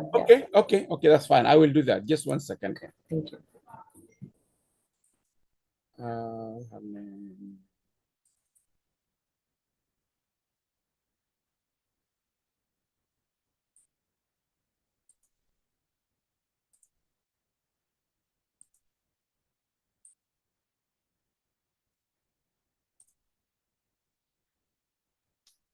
Is that okay? Okay.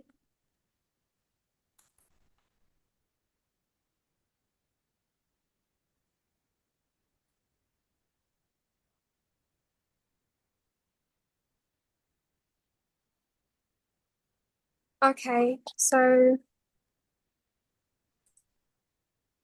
wait.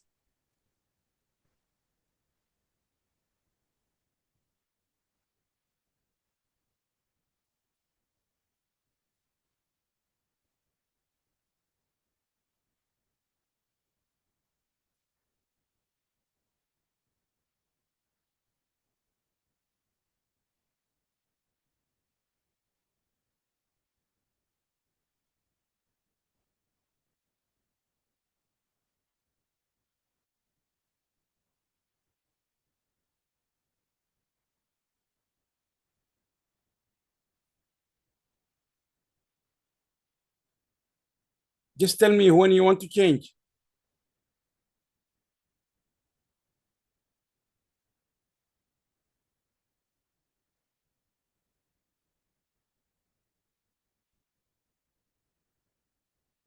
Tamadar, can you hear us? Can you share the screen again? Because it doesn't actually. You can't see it? No. Can you? I think it's already shared. Can you see it, Lena? You can see it, right? Yeah, I can see it. You can't see it, Tamadur? No, unfortunately, I can't. I think you have a problem then. Okay, we can come back to it. Mother, if that's okay. Okay, it's okay. Yeah? Okay.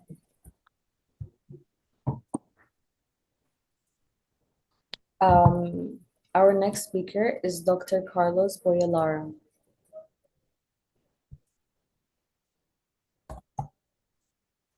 Dr. Carlos, can you hear us? Yes. Thank you for joining us. A moment. Good morning, everyone. Good morning.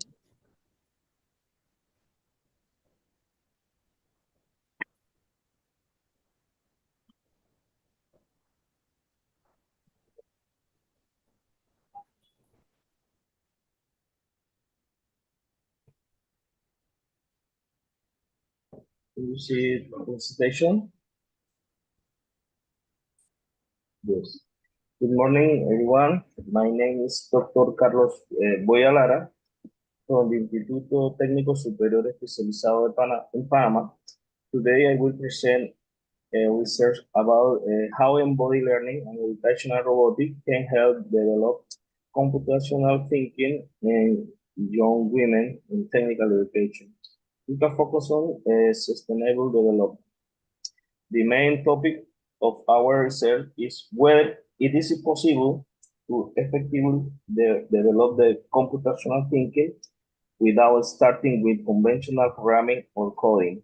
For example, using educational robotics. Instead, we propose starting with practical screen-free activities. The problem. Before we look at the study, it's important to understand the problem we are trying to address. First, traditional coding first with robotics can discourage many students, especially young women. This is not because they are less capable, but because starting with abstracting programming can feel disconnected from their interests and prior experiences. Second, this leads to high dropout rates and frustration, particularly in earliest stage on programming.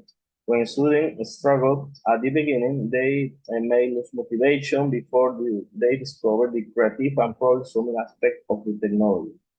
Finally, there is a clear need to inclusive, low-cost, and embodied alternative. We need approaches that connect learning to real world systems that reduce entry barriers and that make students feel confident and engaged from the very first session. To address this challenge, we are working within the framework of a national initiative called STEAM and ROSA. This program focuses on empowering young women through STEM. The goal is to explore educational tools that are more inclusive for girls. One such tools is educational robotics for learning programming, but we are also testing other type of educational tools, especially those that do require screen or software coding.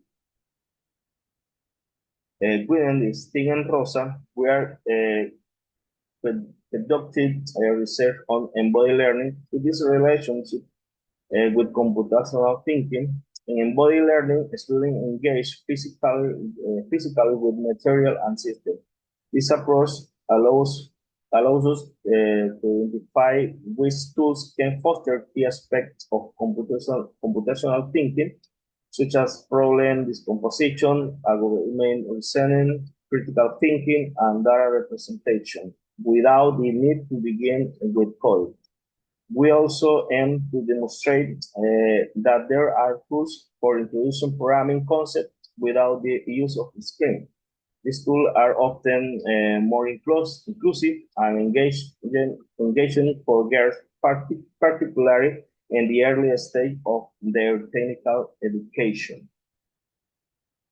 In our research, we set out to answer the question, computational thinking can be developed through embodying physical activities without the use of the program environments.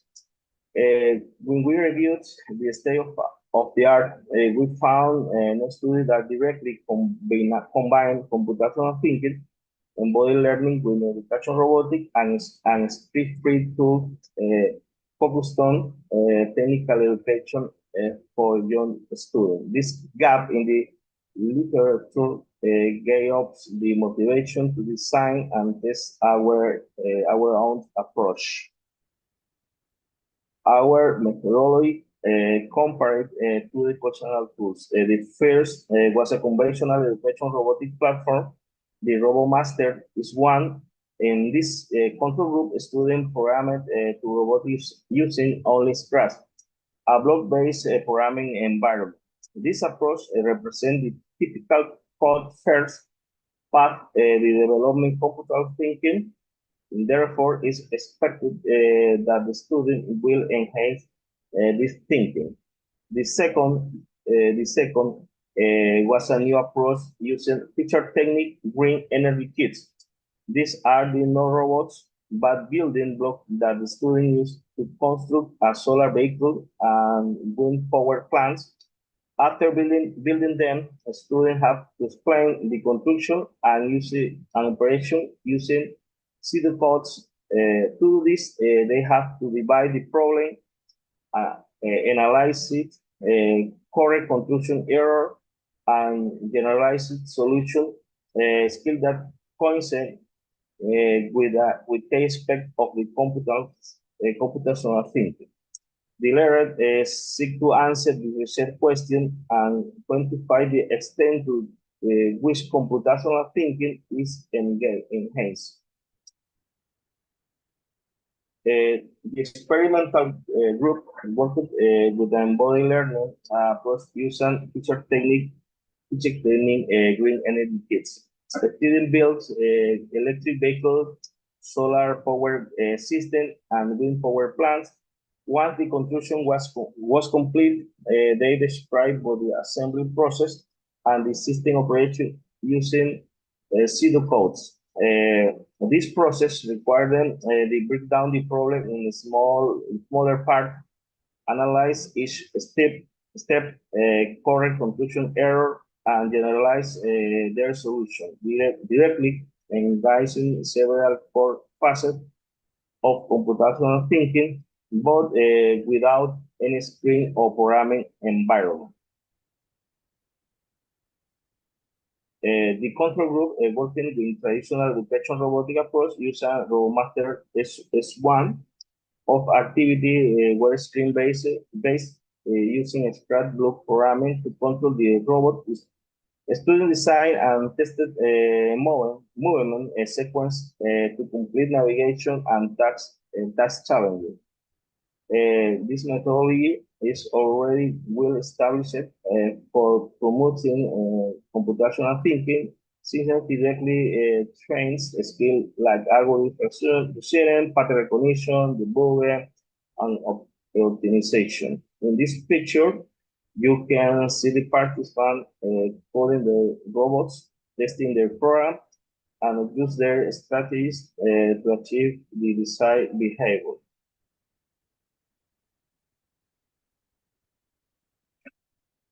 We learn. We found both groups improving their computational thinking skill. However, the experimental group is important. We used the screen-free hardware-based kit, showed comparatively higher gains and key areas. This included better problem decomposition, more effective debugging, and imperative reasoning. And is showing ability to transfer their learning to real world energy concept. It's important to note that the participants in the experimental group also report higher engagement, less frustration, and deeper connection to the physical system they were working with. This suggests that the computational thinking can be developed not only through the traditional skill-based programming, but also through hands-on, tangible robotic approach. This finding directly address our research question and opens the door to inclusive free pathway in STEM education. Due to time constraint in the detailed statistical analysis will be not present here. Please feel free to contact me by email if you have any question.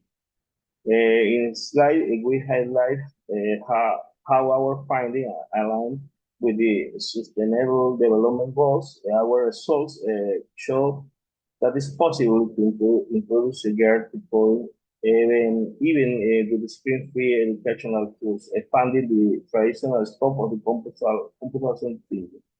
This helps reduce the gender gap in STEM and technical education. It will also promoting awareness and renewable energy.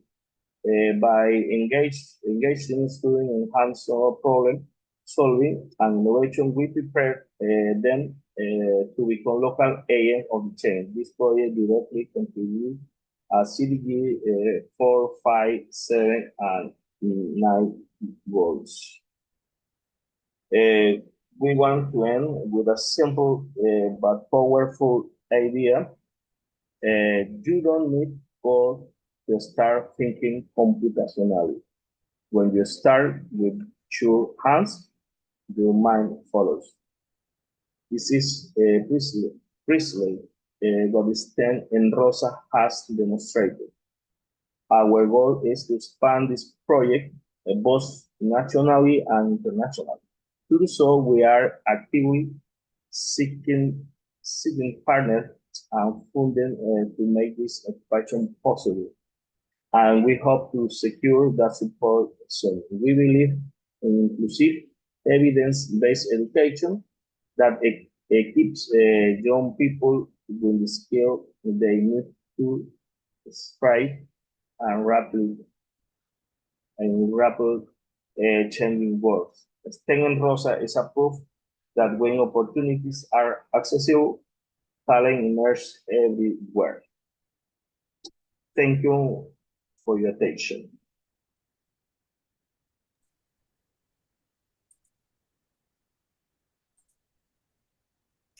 Thank you, Dr. Carlos, for that insightful presentation. It's important that we address the ongoing challenge of women's alienation from technical education. It's a field that's traditionally been perceived as male-dominated. And through initiatives like STEAM and Rosa, you're challenging the status quo and you're encouraging the participation of women. I personally find your work truly inspiring, and I hope to see even more programs dedicated to supporting women and empowering them. We're gonna go back to Myrna, who I think joined us now. Then if you're here, could you please join us? Is Myrna here? Yeah, I saw her join a few minutes ago. Okay. I don't know if she's still there. I'm looking as well. Oh, she's not here now. Can you raise your hand, Myrna, if you're here?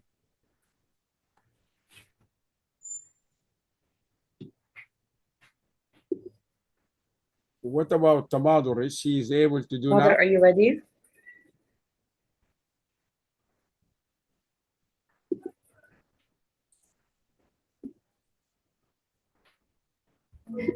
Yes. Yeah. If you can share the presentation again. Okay. Thank you. Can you see it?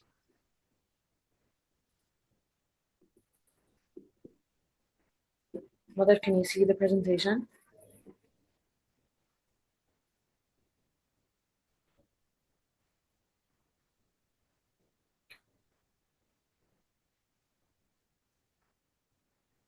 Okay, yes, it's clear now.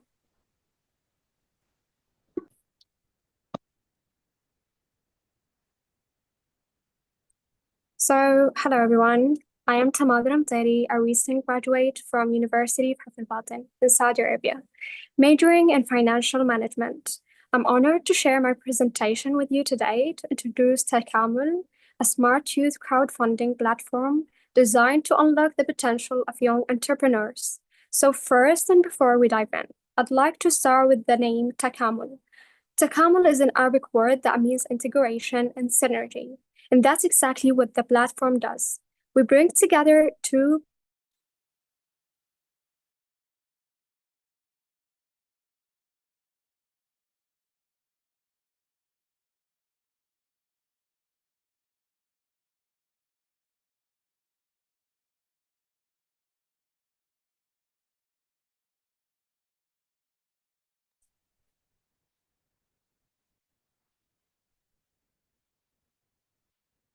Jamadur, we can't hear you.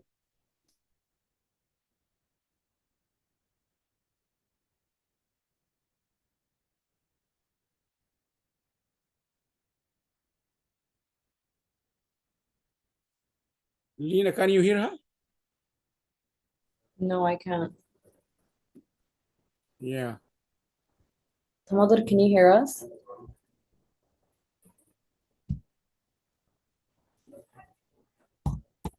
No. I think she has connection issues because she's not in the meeting anymore. Yeah, I suggest, Lena, we move to the next session and give them time to fix their problem. I think so. What do you think? Yeah, I agree. I agree. Okay, Lena, thank you very much. So what I will do, Lena, we will move to the third session and then we'll come back to you to finish these two papers. Thank you very much. We know the technical problem. So thank you very much, Lena. Thank you very much. Let's move to our third session. And I would like to introduce Professor Arshin Naim. Can you hear me, Professor?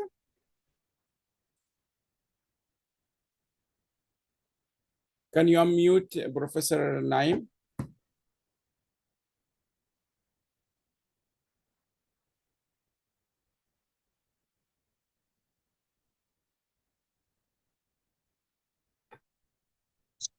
Hi, Professor Alam.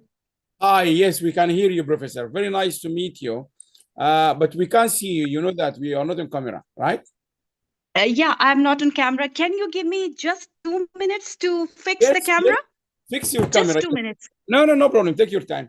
Now, while Professor Naim, she's a top academics.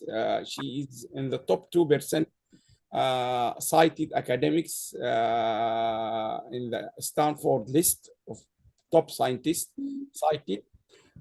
She will be leading this session. While she's preparing herself for the next session, I know Janet will talk about this journal later, but I encourage you all, those who already presented and those who will be presenting and those who are watching and those from all over the world, please consider this newly launched, will be launched today, Journal for Youth and Sustainable Development. This is our latest journal we're going to be launching. We are very keen to your voice well shared. Can you, and hopefully we will get this before the end of the year. Now, I can see those our youngest generation in Kordofan. I can see them there, which is wonderful. So we're going to have I think our next session is also session 3. We have papers from, quite interesting session actually. We got paper from Cyprus University, King Saud University, and we have Italy as well. And we have Sarah Al-Hussein talking about the SDG tracker. So we're looking forward to these 4 presentations. We're just waiting for the chair.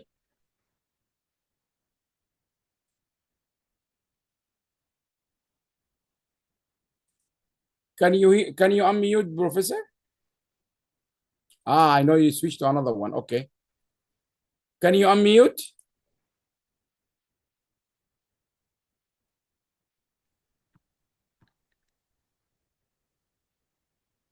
Can you hear me, Professor? Yes, I can hear you. Okay, the floor is yours. Go ahead. Thank you so much.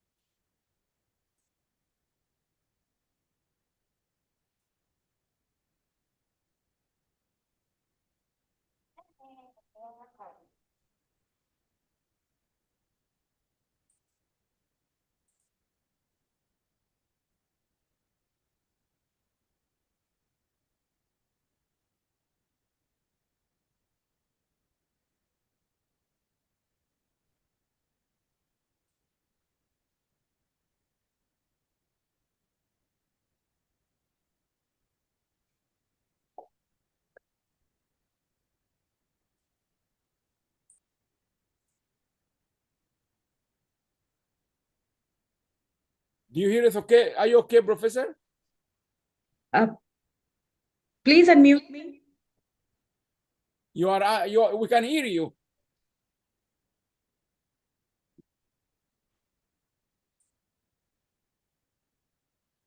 All right, I'm so sorry.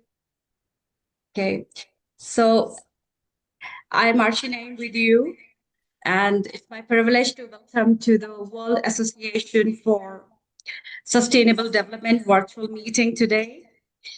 And since we are celebrating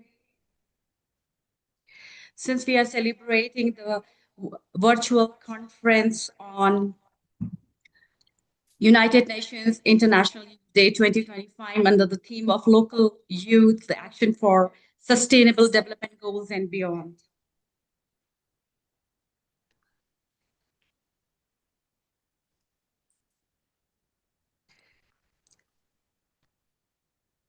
Let me explain you about the conference. This is a conference to showcase how young people are transforming global ambitions into local reality. Our theme reflects the UN recognition of youth as the drivers of change, not only just the participants. So today we will hear inspiring stories of leadership, resilience, innovation, and sustainability from around the world, culminating the World Youth Award for most impactful youth-led SDG initiatives. I also would like to thank Professor Alam to give me an opportunity to be a part of this conference today. He is a leading global initiative and the founder and president of World Association for Sustainable Development. I also would like to acknowledge Professor Alam as an internationally recognized expert on knowledge management technology and sustainable development. He has worked extensively with United Nations agencies, government, universities to advance 2030 agenda of 17 sustainable development goals. So we are all very fortunate to be a part of this conference. Quickly, let me introduce to you our first participant. She's Lina Al-Fateh, and she will be talking about youth leadership in the times of conflict. And she will be focusing on Sudan's ongoing war. This is really commendable contribution, especially when we are focusing on war zones, the location, the geographical locations impacted by some kind of, you can say, political or any kind of unrest. And we are focusing and we are seeing their contribution in the research and sustainable development is really commendable. She will share a powerful story of Sudanese youth navigating the devastating impact of ongoing conflict. Her presentation highlights resilience in adversity, how young people are leading peace-building initiatives, launching sustainable projects such as solar power, refugee camps, and women-led agriculture. And she is explaining the contribution directly to SDG despite of all these challenges that we see in the Sudan. Welcome, Lena, and over to you to please present. Lena, can you show your the sign of hand so we can open the Zoom for you? Lena, because there's a lot of names here. I can't see exact name of Lena. Can you please raise your hand, Lena?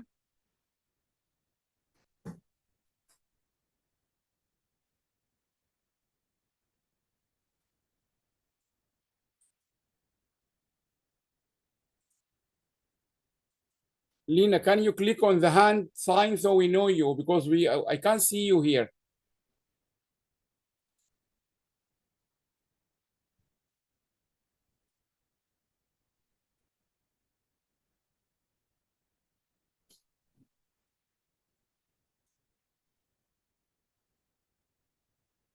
Sorry, Professor, but I'm trying. I can't find the name. I don't know.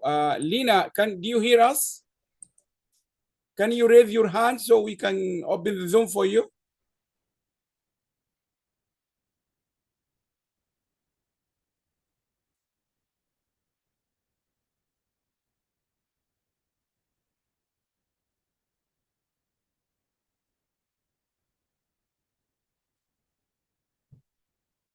So probably, I think, Professor, you might go to Summer. Let's make sure we can identify them. Summer Al-Shalahi, are you here? Can you raise your hand, please? Summer, can you click on the hand sign so we know you?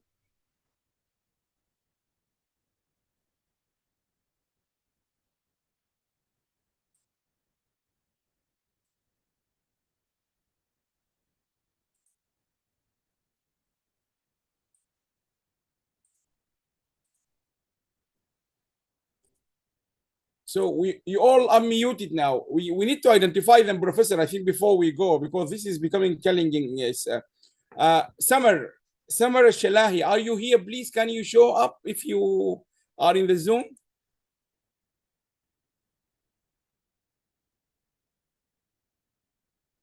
Hi, Professor. I think so. Both participants are not showing in the list. Yeah, I cannot see them here. So probably the third one.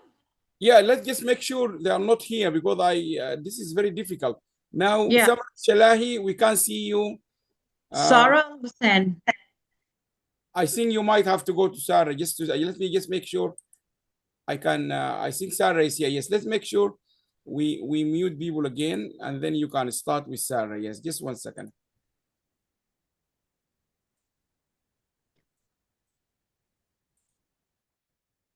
Yes, you can go ahead, Professor. Let me just make sure. You can go ahead with Sarah, Professor. Just unmute yourself. Sarah is here, but she is muted, so we need to give her the privilege to. Yeah. So let me give a short introduction about Sarah Al-Hussain.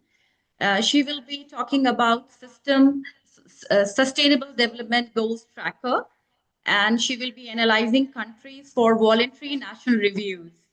As we know that SDG Tracker project was developed by the World Association for Sustainable Development is a global research initiative that analyzes to assess the progress on all 17 sustainable development goals.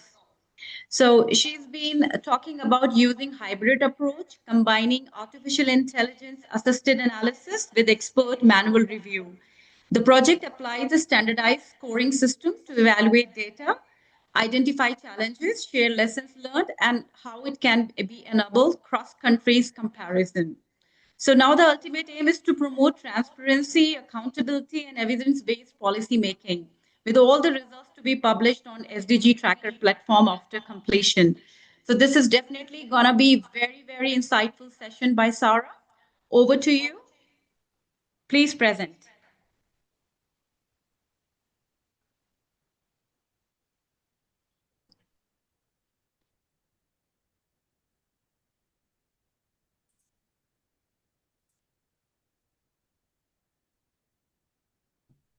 Professor Alam, we need to unmute Sarah. Yes, she's unmuted. I see her muted. Sarah, you need to unmute yourself. Okay, thank you.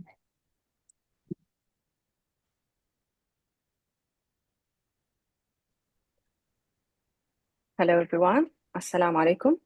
Walaikum assalam. My name is Sarah Hussain. I'm an architect, sustainability consultant, and a researcher with the SDGs Tracker project, analyzing countries' voluntary national reviews, which is led, as you mentioned, by the World Association for Sustainable Development. Our project looks closely at how countries are delivering on their promises. There's no slides, by the way. Sorry to interrupt you. We can't see the slides. We can't, can't see. No, there is no slide. They disappeared.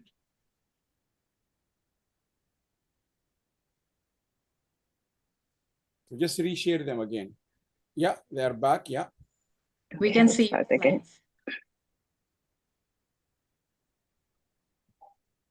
Hello, everyone. Assalamu alaikum. I'm Sarah Al-Hussein. I'm an architect, sustainability consultant, and researcher with the SDGs Tracker project, analyzing countries' voluntary national reviews. Our project looks closely at how the countries are delivering on their promises under the 2030 Agenda for Sustainable Development, using voluntary national reviews or VNRs.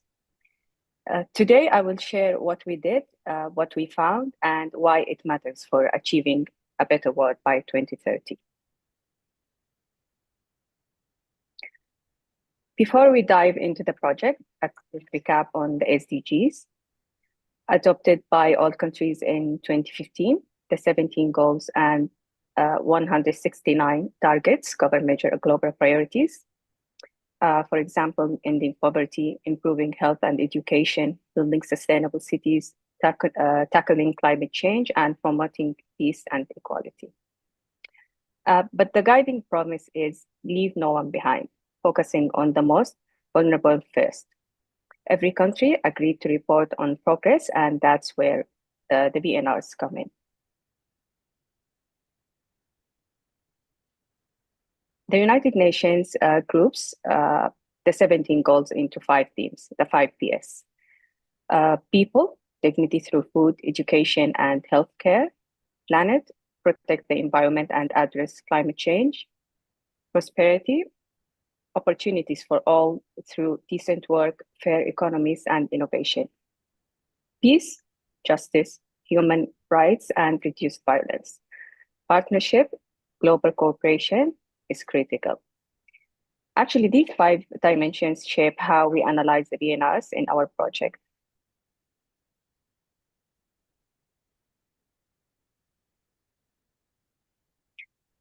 To understand our project, it's very important to know what VNRs are. VNRs, or voluntary national reviews, are official reports countries submit to the United Nations, usually every few years, outlining the SDGs progress, what's working, what's not, and what is the next steps. They are presented at the high-level political forum, where countries share experiences and learn from each other. But the aim is transparency, accountability, and improvement. But there is a challenge. VNRs are different greatly in details, structure, and data. Some of them are rich in evidence, while others offer very little. That's where our project comes in. It critically read, compare, and understand what's really happening in each country.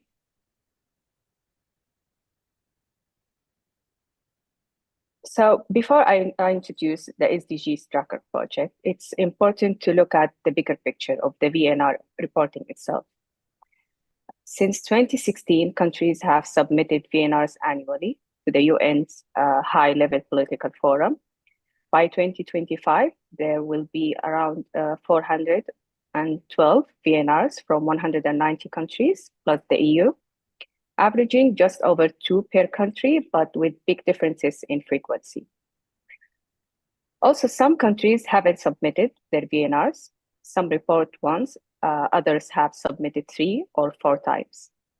Also, data quality also differs. Some reports include over 100 indicators, while others fewer than 20.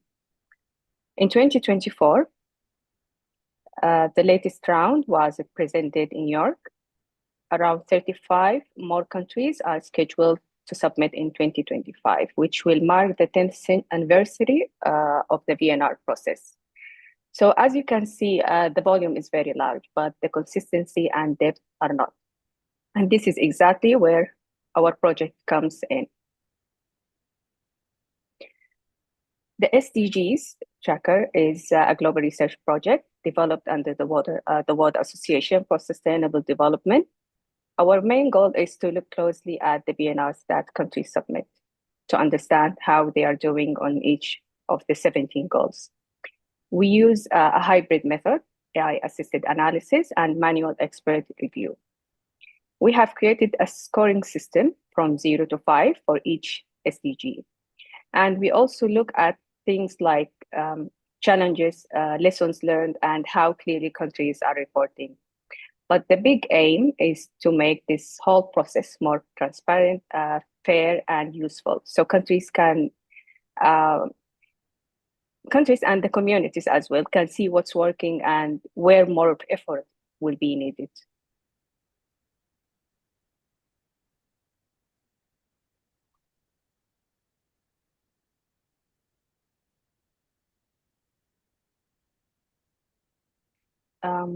One of the things that makes this project different is how we read and assess the VNRs. We use a hybrid method. Part of it is powered by AI, which helps us process large amounts of text, groups related information, and extracts summaries. While the other part is done manually, reading, analyzing, and interpreting reports in depth. But as we all know, AI can miss context, tone, and meaning. That's why we pair it with manual review. Our experts review the reports, double-check the content, and make judgments based on the context. Actually, we have compared the two methods, and what we found that AI alone isn't enough. Human insights is critical to make sure the results are accurate, fair, and to ensure balanced evidence-based evaluations for every SDG. Our manual review has several layers. First, was academic experts review the SDGs tracker, team's draft, and give feedback. Second, independent third opinion experts review it again to strengthen objectivity. The third is a country-specific expert checks the local accuracy and relevance. Finally, once all these reviews are complete, the report will be uploaded to the WAST SDGs Tracker platform, making it publicly accessible and open for feedback to improve future updates.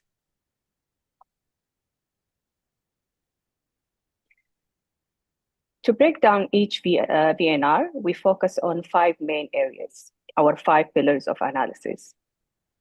We look at the overview, how the country presents its SDG progress. Then we assess their actual progress. Are they on track or facing delays? We apply our scoring system, giving each SDG a score from 0 to 5. This is based on evidence in the report. Then we highlight major challenges the country is facing, whether it's data gaps, climate shocks, or inequality. And finally, we pull out key lessons, figures, and reporting quality, especially how well the VNR is backed with data. These 5 pillars help us apply the same lens to every country so we can compare fairly and spot patterns across regions.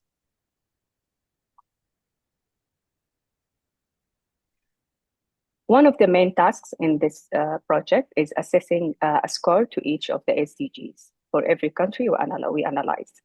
The score ranges from 0 to 5 based on what the VNR actually shows. A score of 0 means no progress or that there is no data at all. 1 means the country is off track with very little movement. A 2 shows some improvement, but it's still off track. 3 means progress is happening, but it's not enough. A 4 means the country is doing well. It's on track, but not quite there yet. And a 5 means the country has reached that goal and is maintaining it. Actually, this system gives us a very fair and consistent way to measure progress and to compare countries or regions side by side. Actually, our analysis revealed some clear trends. On the positive side, many countries have made progress in health, education, and infrastructure, especially post-pandemic, with growing attention to gender equality. However, major challenges persist. For example, inequality is rising, climate action is often vague, with limited measurable progress. Also, data gaps are common. Even when data is provided, it often lacks disaggregation by region, gender, or age. The local implementation is weak, with national goals not always translating into the local action. So understanding these challenges really helps us see where action is working and where urgency is needed. Also, one of the most valuable parts of this project is seeing what others can learn from the BNRs. For example, countries that are doing well often share a few things in common. They have made the SDGs part of their national plans, not as something separate. They invested in strong disaggregated data systems. They have also involved local governments, so the goals aren't just on paper. They are implemented on the ground. And they have been transparent in their reporting. They don't just list achievements, but also talk about challenges. We have also seen that countries who look at what others are doing and adapt those lessons move faster and much better. So the key lesson is this: good reporting is not the goal, better implementation is. When we analyze the BNR process globally, we noticed several major gaps that affect how well the SDGs are being tracked.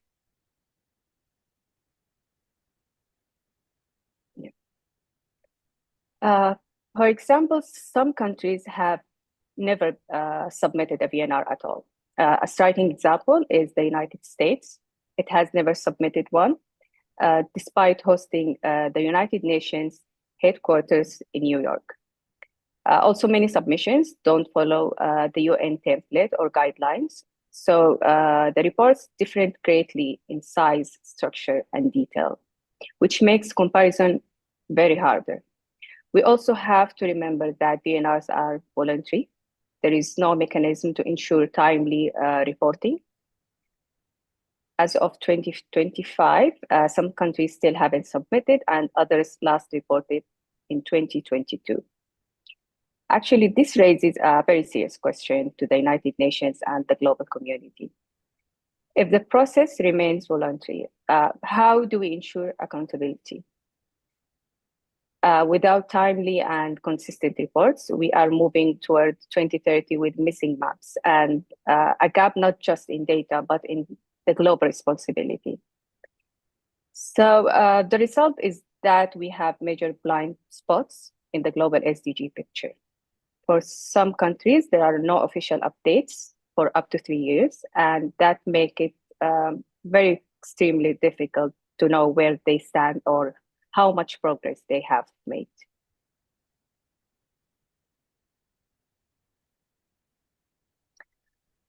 To conclude, this project isn't just about analyzing documents. It's about making sure countries stay on track with the goals they have committed to. The SDGs Tracker project brings structure, clarity, and accountability to the BNRs, helping us spot patterns, compare progress, and understand the real challenges nations are facing. Also, by combining the AI tools with human expertise, we have built a smarter, faster, and more thoughtful way to evaluate national efforts. And most importantly, it proves that no country is alone in this journey. We all face challenges, but there are also valuable lessons being learned, and they need to be shared. If we want to achieve the SDGs by 2030, we need better data, more transparent reporting, and stronger action, especially at the local level. Thank you. Thank you, Sarah. While we have been talking about voluntary national reviews for the contribution of sustainable development goals, I would just like to add that there are 17 interconnected global goals adopted by United Nations member states somewhere in 2015 as a part of 2030 Agenda for Sustainable Development. And it was like built much earlier by Millennium Development Goals, which was like in 2000 to 2015, which focused mainly on reducing poverty, improving health, increasing educational access. So thank you so much for very insightful contribution, and we hope that more countries join hand together and it just not becomes a voluntary participation, rather a mandatory commitment to contribute to these 17 sustainable development goals. Moving ahead today, we have our next participant. Her name is Dib, and he will be talking about fluid connections, gas extraction, and marine life. So this will complement a discussion on Lebanon environmental and economic future. And he will explore a balance between economic opportunities, natural gas reserves, and urgent need to safeguard marine biodiversity, as we are all facing the challenge on marine biodiversity. His perspective will reinforce the necessity of integrated science-based policies for sustainable development. Welcome, El, and over to you. Thank you. Are you able to hear me, first of all? Hello. Yeah, we can hear you. Okay, so hello. My name is Dib. I will be presenting my project, Fluid Connections. Fluid connection, gas extractions, and marine life. I am an architect. I'm studying in Italy at the moment, but I did my bachelor's in Lebanon. And this project is actually about Lebanon and about Lebanon's future as a gas extracting country, as it has been painted in the public imaginary recently, especially as it is still grappling with the problems of electricity and economic bad economic times. So basically, this project actually seeks to recontextualize this golden opportunity of gas extraction into something that is more realistic and something that is actually at a threat due to the neglect and pollution that we have been seeing in Lebanon for the past 30 years and more, and how the opportunity of gas extraction, what we see as an opportunity, might actually affect the marine life more deeply than we thought it might do, and how it might affect also other economic sectors which Lebanon currently relies on, such as the fish industry and the tourism industry. So basically, our project is a territorial mapping that we sought to do, and the final outcome is this pamphlet, which we will go through quadrant by quadrant, and it seeks to explain our research basically on the topic that I just mentioned. It is meant to be read in a circular motion, going from quadrant 1 to quadrant 4 in this circular manner, going from the most macro scale that we can find to the most micro scale, and actually explaining in the process how the pollution is generated and taken to the sea, basically, and how this affects all the aspects that is around it, and how it affects specifically marine life. We are interested in going from the source of the pollution to how it is going to how it is carried by the sea, and how we can actually prevent it at the end. So the first quadrant, which is at the bottom right, seeks to contextualize this project. So we started by overlaying at the time 3 maps. The first map being that of the biodiversity in the Lebanese Sea, which we actually, it's important to mention, we had to really dig very deep into the sources, as we have a problem with finding sources at the time. And we actually mapped there in a map that is inspired by lateral offices, the approximate location of each species along the Lebanese coast, and specifically we chose the species of fish that are relevant to the Lebanese economy, whether it should be, for example, in the tourism sector like sea turtles, or it could be in the fish markets, some of the main fish that we eat every day, and some of the main fish that actually in some cases we do export. The second map, which it is overlaid with, is actually a map showing the plankton diversity in the sea, which is, while it is less relevant, it's also important to mention that these are the planktons that a long time ago actually created the gas and the marine fields that we already see today. And we thought it's also important to know where they are located approximately, to know which quadrants, as you can see the sea quadrants in the map, which quadrants might be relevant in the future to protect. And in purple, we can see the current gas fields that are present. And basically, these two maps are overlaid together with a third map that shows, as you can see in the first quadrant, it shows the pollution along the Lebanese coast, and kind of seeks to contextualize this marine life with the high levels of pollution that we can observe along the coast. As we can see, the most of the coast is in dark pink, which shows the heavy pollution, and actually it is caused by, and some of the main causes that we can observe right at the coast, such as oil spills and some actually privatization of the sea. Along this map, we also decided to add the rivers, which will be relevant in the second quadrant, as I will talk in the next slide. But this first quadrant seeks to contextualize within the reader's perspective what we are tackling. So basically, we are tackling this sea life and its exact position within the gas extraction fields. So basically, in the next quadrant, we seek to actually look at the sources of pollution. Where does this pollution actually that reaches the sea and reaches the marine life comes from? And basically, in the we further add to the previous map, to the previous quadrant, two further maps showing Lebanon's pollution inland. And we can see that most of this pollution is actually created by wastewater treatment and thermal power plant neglection, basically. As we can see, a lot of these facilities are located along the coast, and if we overlay this map as that we currently see with the map of the pollution, we can see that where there tends to be a power plant, there tends to be a higher level of pollution, and we wanted to bring this information to light, as it is not commonly known actually that the power plants are causing a lot of pollution, but as well as that the wastewater treatment plants are not completed and they are in very dire situations, and hence the wastewater is leaking into the sea and also creating pollution. And we can see actually these few main sources, as well as dense urban area and refugee crisis that we have been badly mismanaging in Lebanon, actually, which are all sources that actually lead to the pollution of the sea, and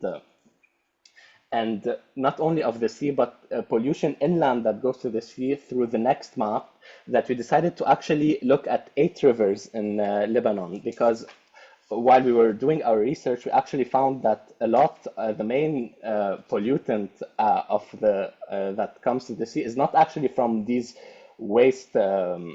this mass management only, but also the rivers carry a big level of toxic products from the mountains to the sea. And this is why we decided in the third map that we wanted to highlight the level of toxins that we find in these rivers, basically. And we specifically chose based on the toxins based on availability, but also the toxins that influence the aforementioned marine life the most, such as nitrate, phosphate, and sulfate. And you can actually see that in most of the rivers, the threshold of these contaminants is way higher than what is actually acceptable. And hence, the river is a main source of pollution that we do not always look at, but through this project, we wanted to actually sit and look at how we treat our rivers to basically that are carrying the pollutants to the sea. We wanted also to further look to take this opportunity to further look at specific points within the river, specifically at the mouth of the river, which we will see later further explored. But these mouths of the river are often located in precarious positions, that either allow it to be polluted and to transmit the pollutants very easily to the water, or there's actually a lack of management of the mouth of the river, which actually creates a big problem for the pollutants and for what otherwise might be a not so much polluted river, but because its mouth is very much unmanaged, it creates a big problem later in the sea. So for example, we took 3 mouths of 3 rivers, for example, even for example in the agricultural land, a lot of the time this mouth is not used and it's canalized and kept away from the agricultural land, which is a resource that could be actually exploited. So basically, what we wanted to do after we looked at the rivers is, through the 3rd quadrant, is to look at a case study of a specific river that is actually the river that transmits the most pollutants to the sea, which is the Beirut River and its case study. So basically, what we wanted to study how the neglect of this river happens exactly, and what are the processes that we can actually work to avoid in the management of this river. So basically, we started by looking from the very source, that actually it starts quite good while it is in the mountain and it is very low in pollution. But actually, the more we get into the city, the more the land use around the river, as you can see, becomes more urbanized or more mixed for residential and agricultural use, the more the river actually becomes a tool instead of a tool to develop economically. It becomes a tool to be canalized and to actually separate. We just want to cross the river and forget about it as soon as we can, so to speak. So it becomes actually a hazard to the people that are living around it, and this is why it needs to be canalized, so to speak. And actually, this canalization and the lack of management of the canalization of the river allows the residential neighborhoods to dump their waste in the river and to take it to the sea. But also, we wanted to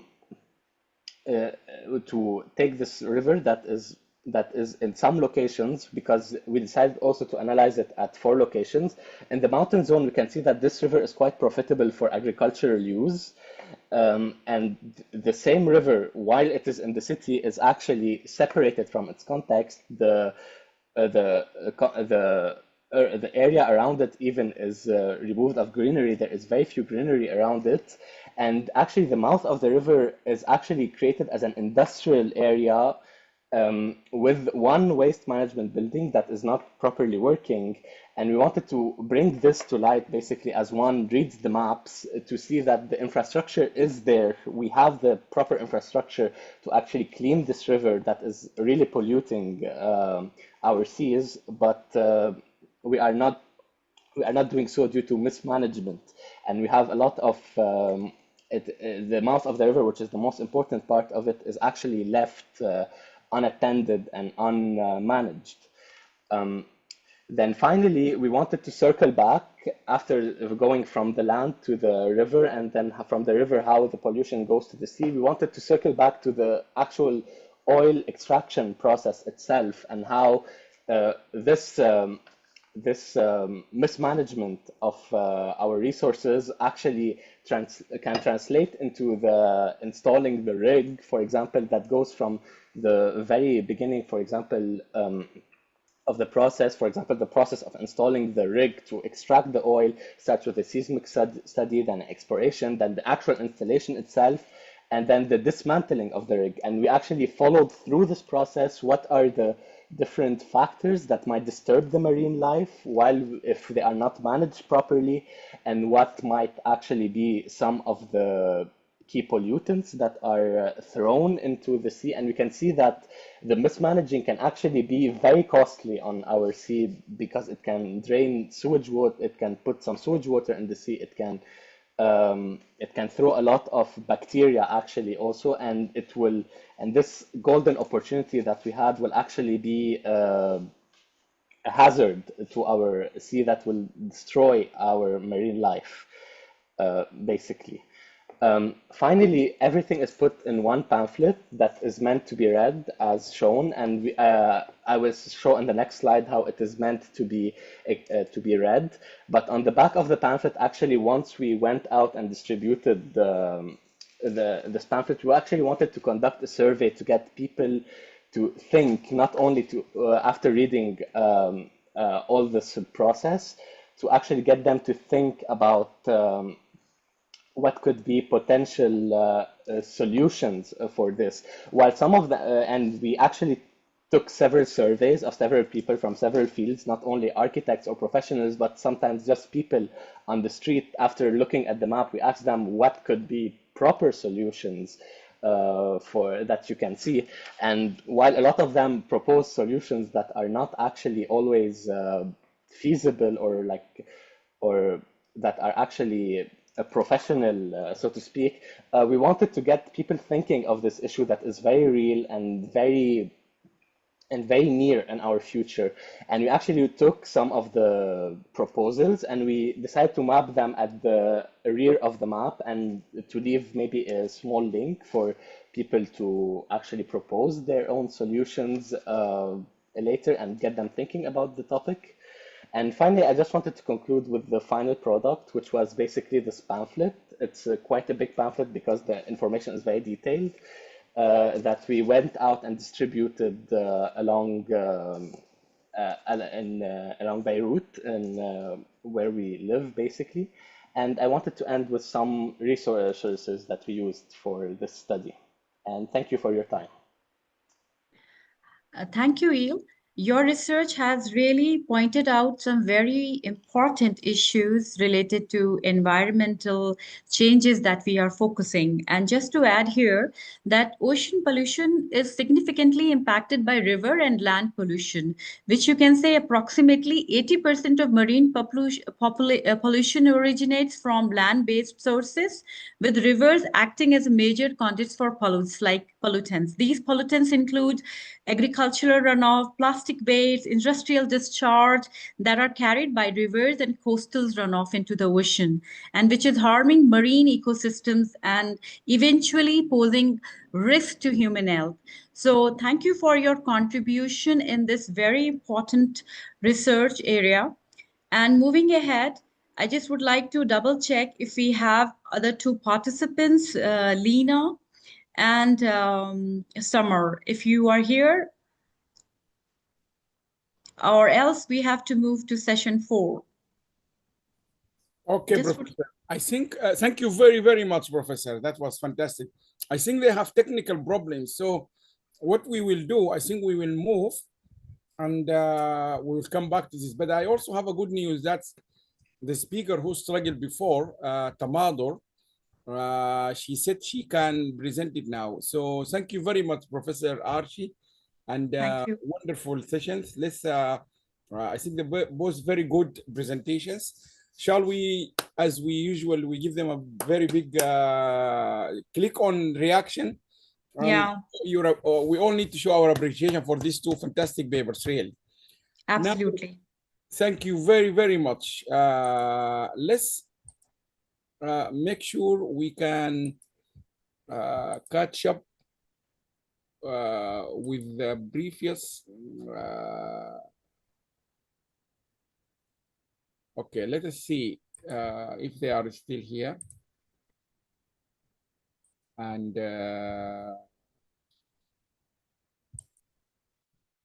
okay, Tamador, can you hear us? This is I'm not saying your last chance, but we can you hear us, Tamador, please? Yes, I can hear you. Can you share your presentation? No, still there's a problem with sharing the presentation. Okay, no problem. I will share for you. Okay. Thank you. And let's see what we will get here. Share. Okay, just 1 second. Share screen.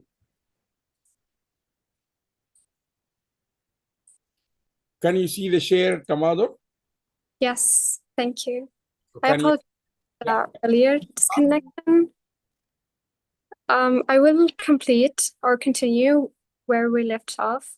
I think it's better you start from the start, so we will make sure we have a complete presentation. Okay.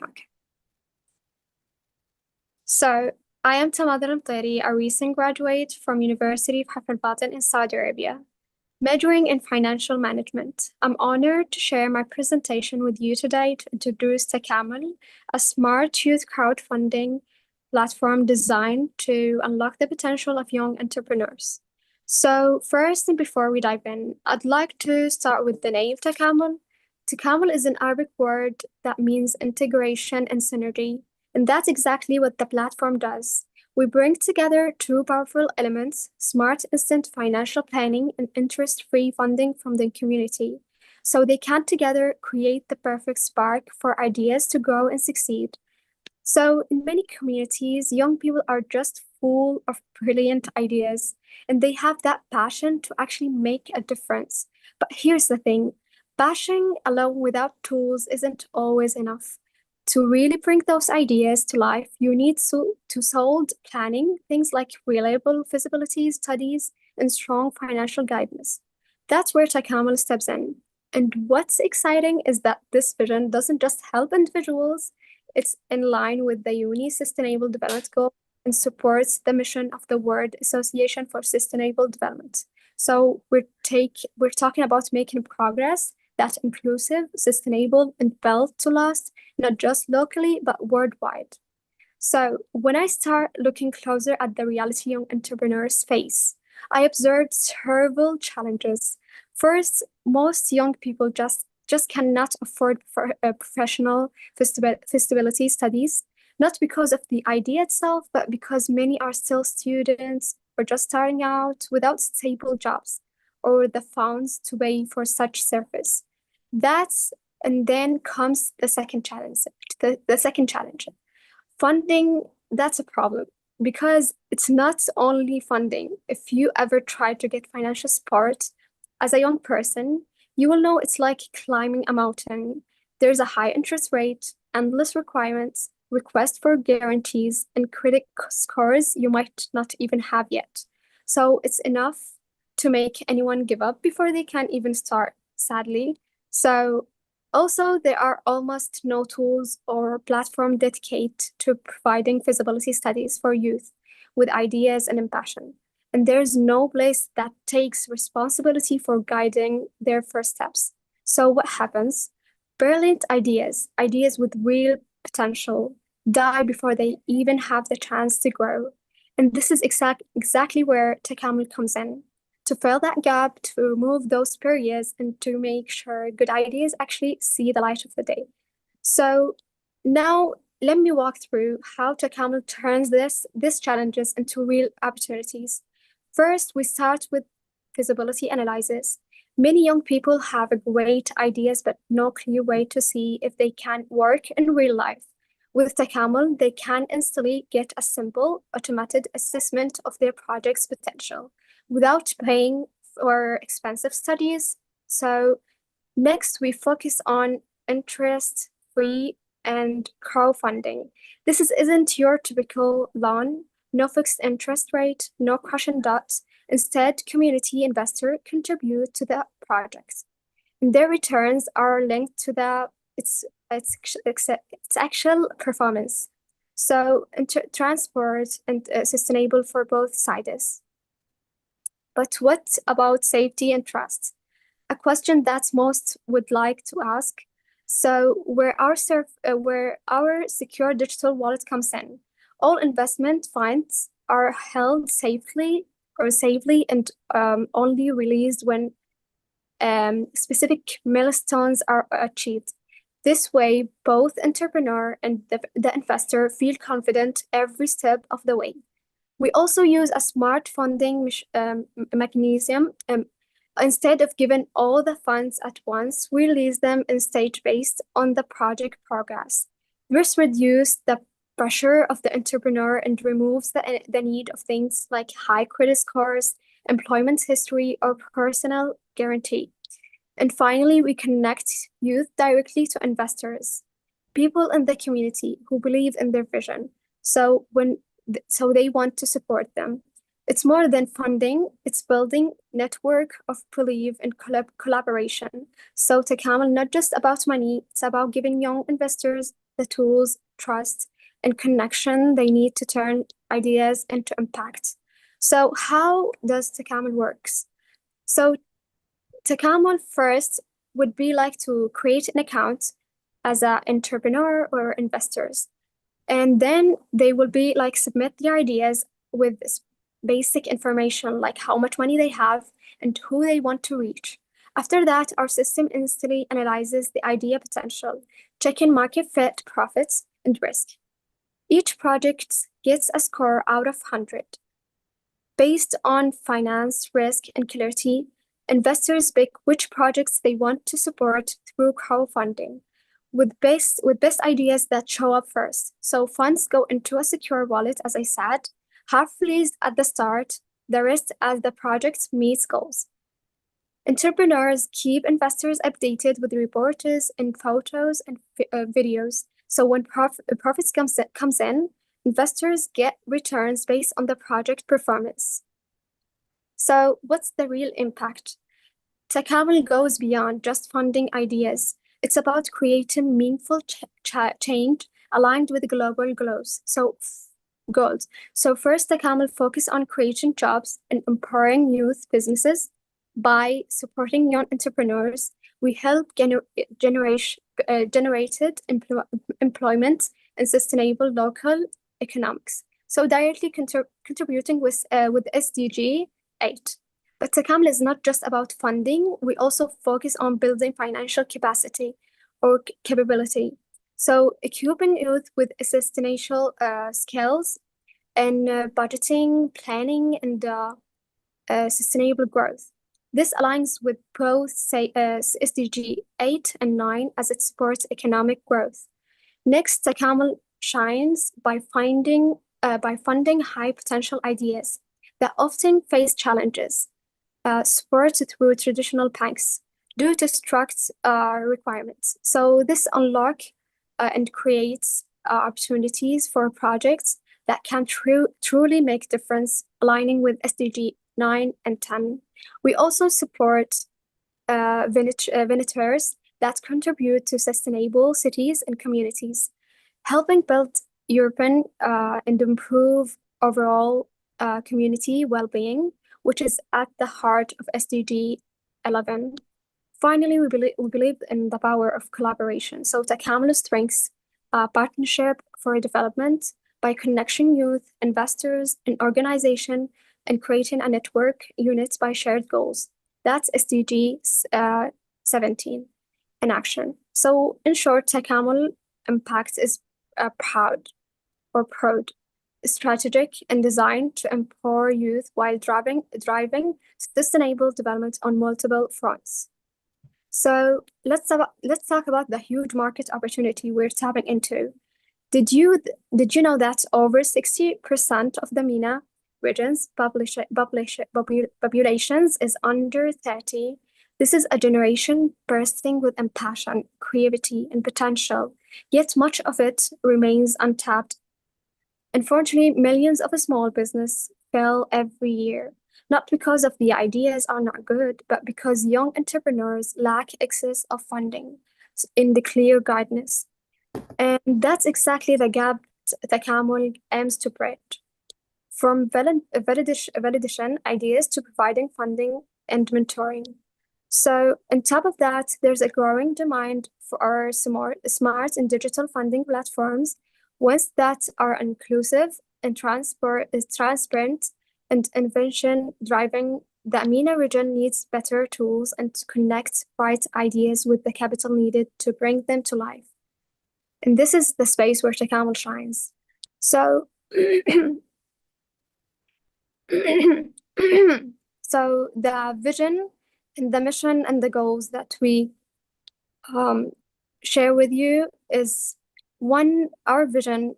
We imagine a region where no youth idea is left behind, where every young person with a dream has a fair chance to turn that dream into a real project that creates impact jobs, and sustainable growth.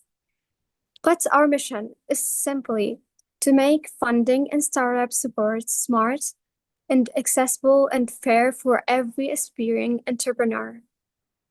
To achieve this, we focus on a few key goals. First, to bridge the gap between youth ideas and the funding they truly deserve. Then, to provide data-driven evaluation that give every early stage project a transparent chance, and to build the trust between entrepreneurs and investors, supporting projects every step of the way as they grow and scale. So what we need to make all this reality, we need some crucial support. We're looking for partners to help us develop our MVP, and with Pilot, a launch opportunity and visibility on youth and entrepreneurship platform, so we can connect with the people and investors who share our mission and can turn great ideas into real impacts. Finally, I'm just here to empower and help youth and communities to turn their ideas and passion to lasting impact. Because when we invest in our youth, we invest in our shared future. So imagine a generation full of young leaders who no longer have to wait for opportunities because they create them. So lastly, I would like to thank WASD for giving me the opportunity to be also one of the youth that introduced their idea. Thank you. Thank you very much. Amador, that one wonderful, really wonderful presentation. And fantastic, really. And I really like the ideas. It's really, we are very grateful for you trying your best despite the difficulty with the connection. Thank you very much. Wonderful. And it's really very pleased to see these smart ideas coming from everywhere now. Thank you very much. Now, I received lots of requests. Some people, they said, Alam, we need a break. And some other people, they said, we're struggling with the connection. We booked a place. I know some people are really having very difficult time getting the connection. So I think we should just quickly move to the last session. So to save time for those already booked places to get internet. I know, I'm very fully aware, don't worry. I know the situation in many countries. So I'm going to introduce our final and last not least session. And let me first, it's a great pleasure to introduce the moderator, Dr. Angie Ben Hamid. Angie Ben Hamid is one of the key, I don't know what to call it, key founders of WSD. She's a real international person. She's a global person. She's originally from Tunisia. She studied in France in the Sorbonne top universities. She worked in Bahrain, in the Gulf. She's in United Arab Emirates now. But most importantly about Angie, she's really one of the academics.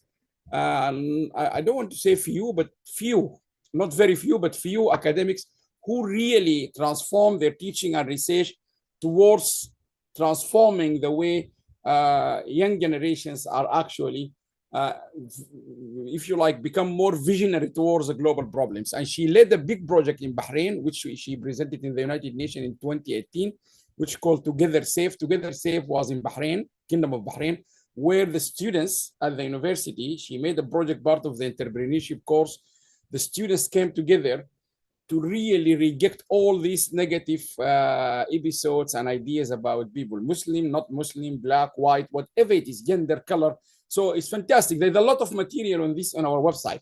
So it's a great pleasure to have you, Angie. She has done her best to join us today. Angie, the floor is yours, and we look forward to listening to you. Thank you so much, Professor Allam. Thank you very much for the nice introduction. It's always a pleasure to be with you and to be with Wasad and to be with the team.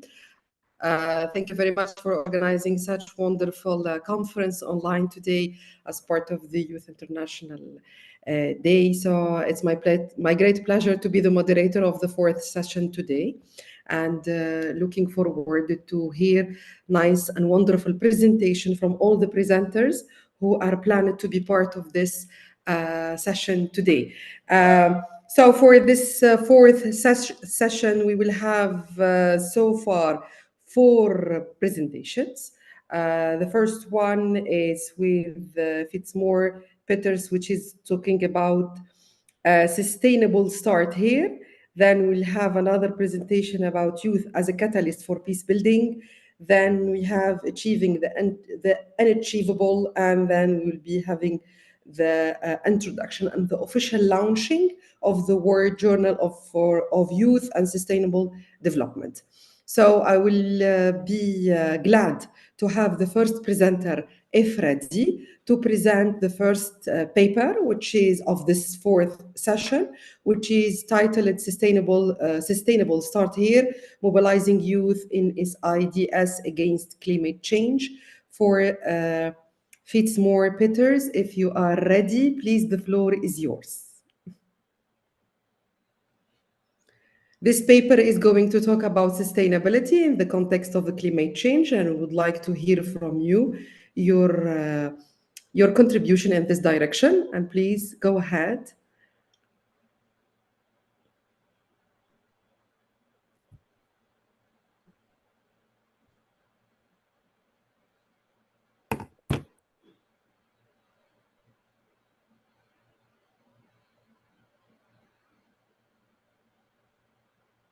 Unmute yourself, Fitzpatrick.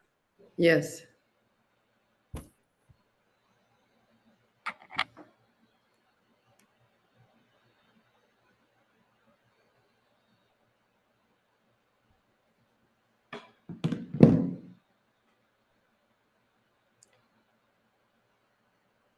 If you are ready, you can go ahead.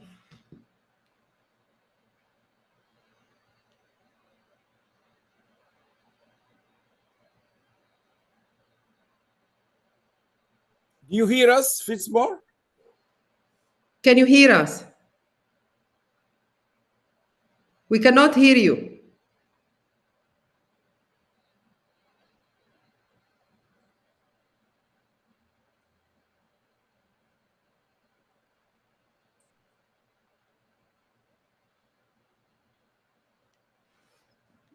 We cannot hear you.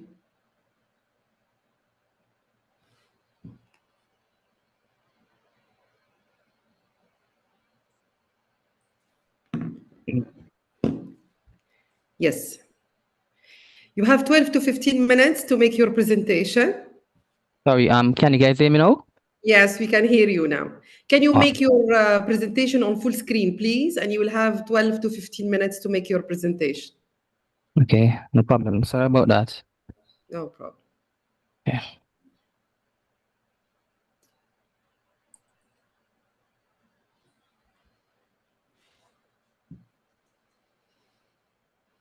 Okay, so good afternoon, everyone. My name is Fitzmore Peters, and I'm a junior risk consultant at the Caribbean Development Bank.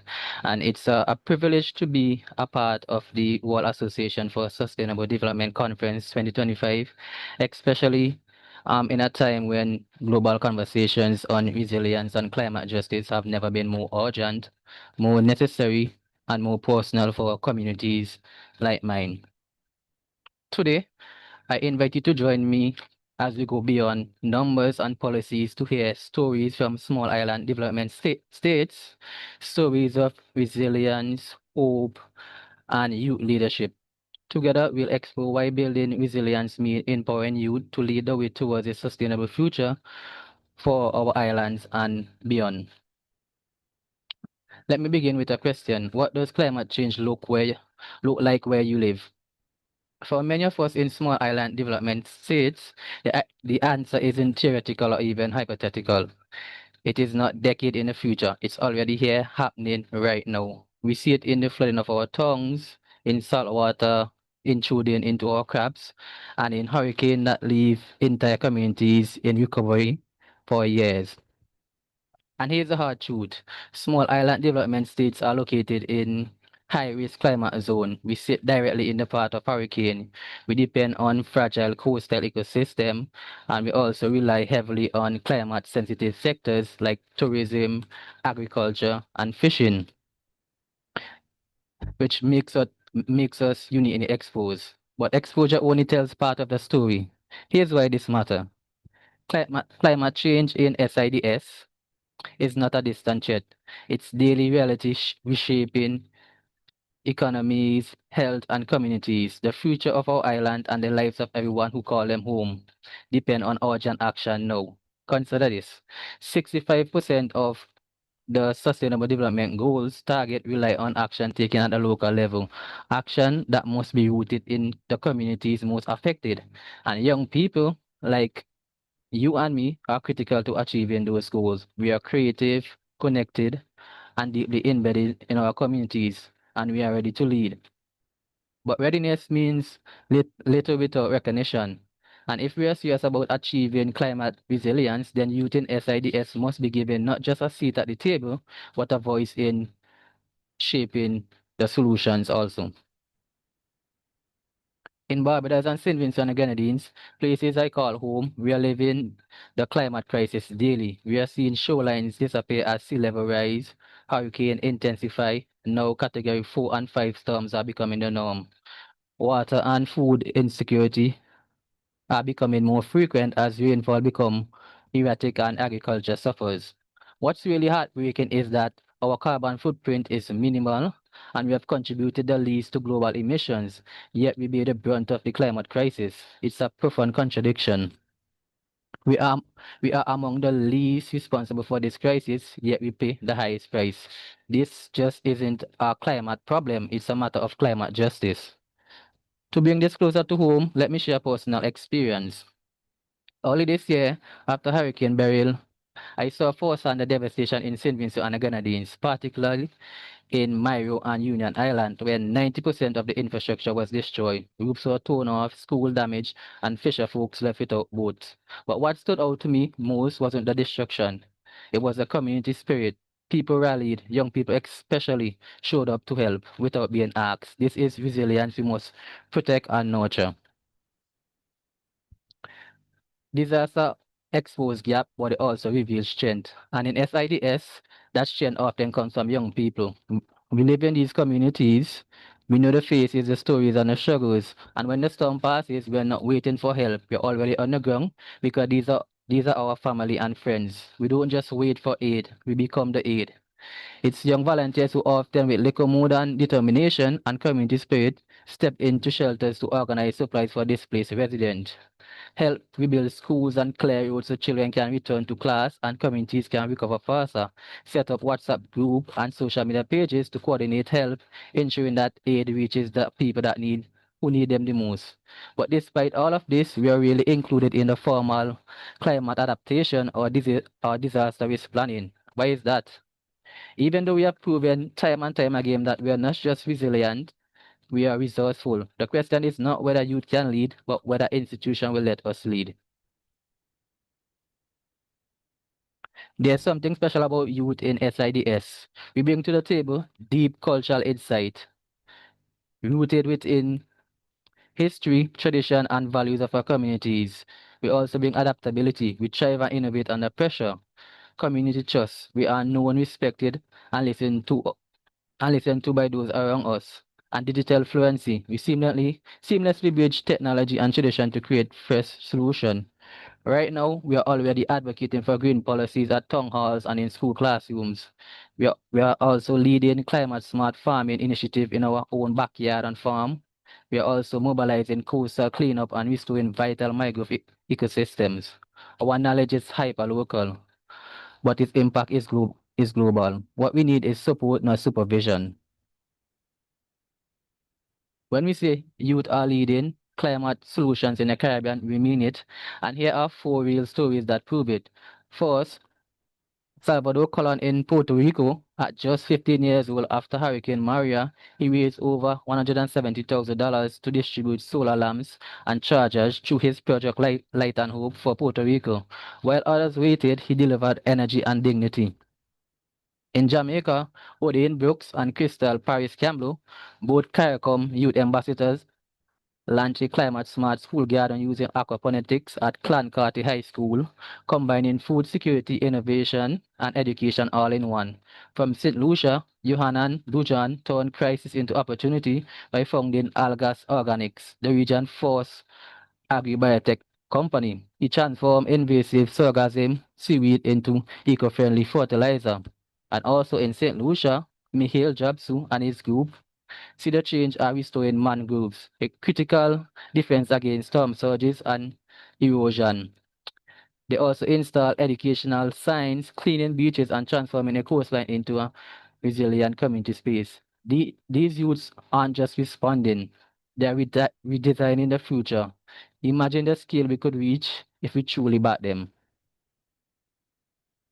The biggest misconception about youth engagement is that we are somehow not ready, that we need to wait, that we need to be trained, that we need to be told. The truth is that we don't lack passion or ideas, we lack support. So what does real support look like? Climate education embedded in all schools, not as elective, but as core knowledge.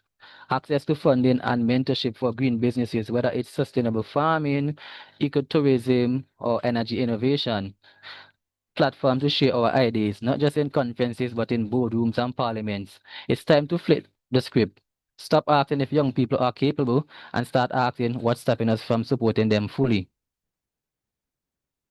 This isn't something I talk about, it's something I actively work on. At Caribbean Development Bank, where I work, I have supported pivotal research for Dominica's geothermal energy project, which successfully secured over $34 million in financing from the Caribbean Development Bank. I have helped develop and plan the implementation of the CRDC at Caribbean Development Bank, a critical mechanism designed to assist countries in managing the impacts of natural disasters. And this was also helpful when Hurricane Beryl hit St. Vincent and the Grenadines. We actually diverted $8 million from the CRDC from the World Bank that went towards helping rebuilding the infrastructures on Union Island that was damaged during the hurricane. I have also completed the Climate Knowledge for All course this month, supported by CDB, because informed leadership must also be educated leadership. On the ground, I joined youth at the Caribbean Canada Leaders Dialogue 2025, planting trees in Walker Reserve and the Barbados National Botanical Garden. We didn't just plant saplings, we planted hope, shade, and carbon sinks for future generations. Talking about climate change is important, but rolling up your sleeves, feeling the soil in your hands, and putting resilience into the ground, literally, that is where real change begins. Each tree was a small promise to the planet and a tangible reminder that action, no matter how local, can ripple far behind where it's planted. A seat in the room is no longer enough. We need power. True empowerment means co-creating policies, not just giving feedback after the fact, controlling budget, not just applying for microgrants, holding leadership role, not just advisory one. Let me highlight one inspiring leader, Adia Daniel, an 18-year-old from St. Vincent and the Grenadines. She sat on the climate change sectoral group under the Prime Ministerial Advisory Council on Youth. She recently addressed the UNICEF Executive Board on the climate crisis after Hurricane Beryl. Adia proves what we already know. We are not too young to understand. We are just often too excluded. So where do we go from here? We need to stop seeing youth as beneficiaries of climate solution. We are drivers of those solutions. If climate crisis is global, then the solution must be local. And in SIDS, locals mean youth-led. Sustainability doesn't begin at a summit or conference. It starts on our shows, in our schools, and within our communities. We are not waiting to be rescued. We are already rising. So fund us, mentor us, partner with us, trust us, because the solutions are already here and they are being led by us. Here's my ask of all of you.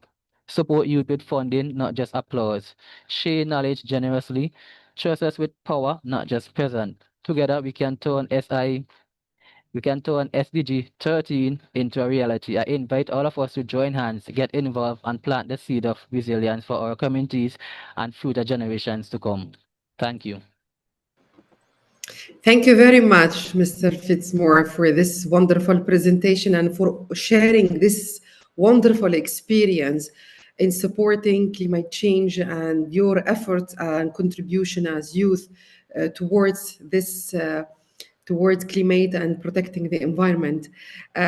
From this wonderful experience and this wonderful presentation, We'll move on now to another part of the world, which is to Sudan and South Sudan. And we'll be having the second presentation, which is talking about youth as the catalyst now for peace building in South Sudan and Sudan.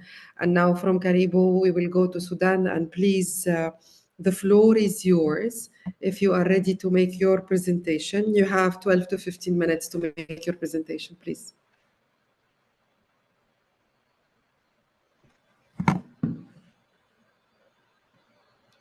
The second presenter, are you ready? Mr. Ajak, are you here?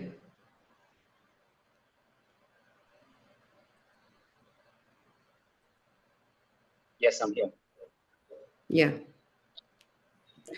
So the second presentation is going to introduce the concept of peace and how peace considered as by youth in order to have, let's say, to empower youth, and how the peace is playing an important role and how this is basically promoted by youth, particularly in the south of Sudan. Can you make your screen as full screen, please? Yes, I'm trying to. Is it a full screen now? Yes. Can you guys hear me clearly? We can hear you clearly. You can go All right, ahead. thank you. You All have right, 12 thank to you. 15 minutes to make your presentation. All right, thank you. My name is Ajak, student of chemical engineering in University of Sudan. And in the recent war, disrupted my university, and I fled Sudan. I came to South Sudan. Now, coming to South Sudan, I joined University of Juba. Since chemical engineering was not there, I joined the closest thing to chemical engineering, which is industrial chemistry. But recently, I have continued my studies in chemical engineering in University of Sudan, also online. And I'm praying for peace to reign in Sudan so that I can go back and complete my chemical engineering course. Thank you, everyone, for allowing me to share my story. I will share a very short presentation. It will explore a pivotal role of youth as a catalyst for peace building in South Sudan, a nation where the majority of the population is under 30 and deeply affected by the legacy of war.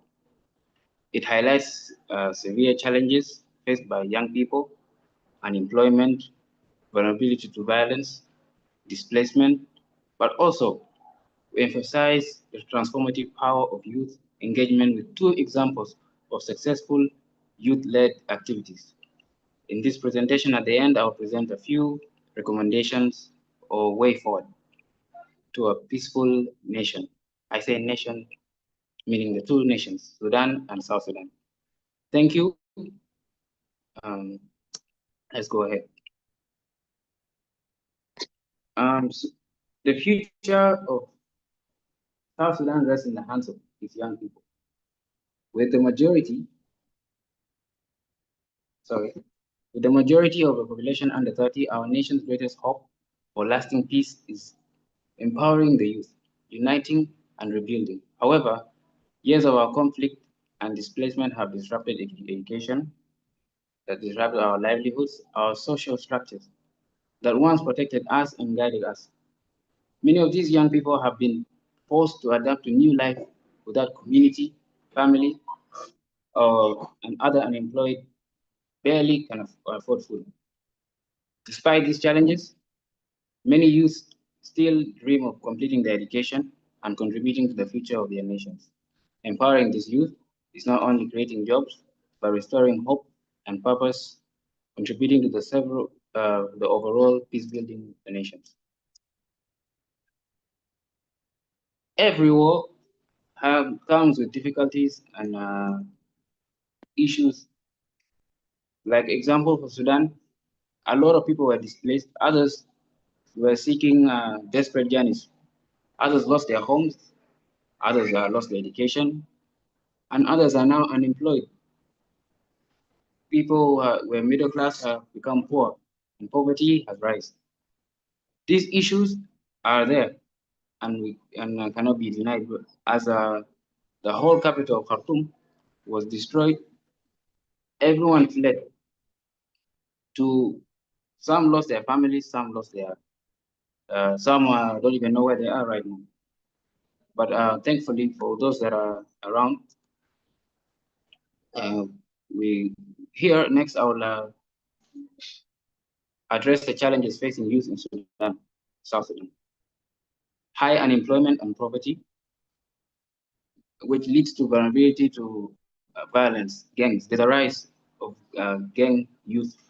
That is because they don't have jobs, they have nowhere to be, so they come and attack innocent people on the streets. And we have loss of community guidance. I don't know about other nations, but both Sudan and South Sudan, we say a village, a child is taking care of a village, and meaning not only your father or your mother raises you, but your community, the community around you raises you. And in Sudan, we lost that important system, as many people have fled. Young people don't even know where their families are, and they are now moving through Libya on desperate migration journeys, searching for safety and opportunity. Financial barriers that keep students from continuing their education. This war recently in Sudan and insecurities in South Sudan have led many students to stop their education, not because they're not interested, but because they can no longer afford education. We also have weak institutions in both Sudan and South Sudan, and limited access to justice systems, which is poor governance and corruption, and limited rule of law. Also, the government does not follow up with those that are displaced. Many of our youth are displaced, and the government does not look for where they have gone, or does not follow up with these displaced young youths. Yet they are our future. And also, drug use has increased. Many of our young people in Sudan were introduced to drugs, which was normally not there in Sudan. But now they're exposed to drugs, they're using drugs, and many of them are the displaced youth, those that are in borders or in other nations, those that have fled to other countries. They have adapted new cultures that were not of the Sudanese culture.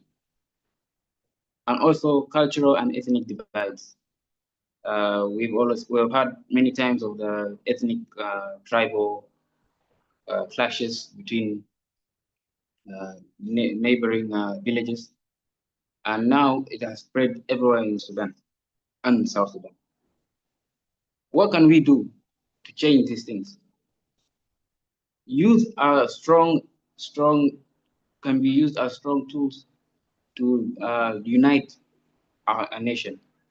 I'll give you two examples of how youth have transformed our countries. If you search right now on your Google for South Sudan, you will only see war, war, war, and war. But recently, our basketball teams have transformed that. Our basketball players have had recent success in acrobatics, and also they have qualified for Olympics. And the world now knows that we as a nation have skilled and talented players in South Sudan.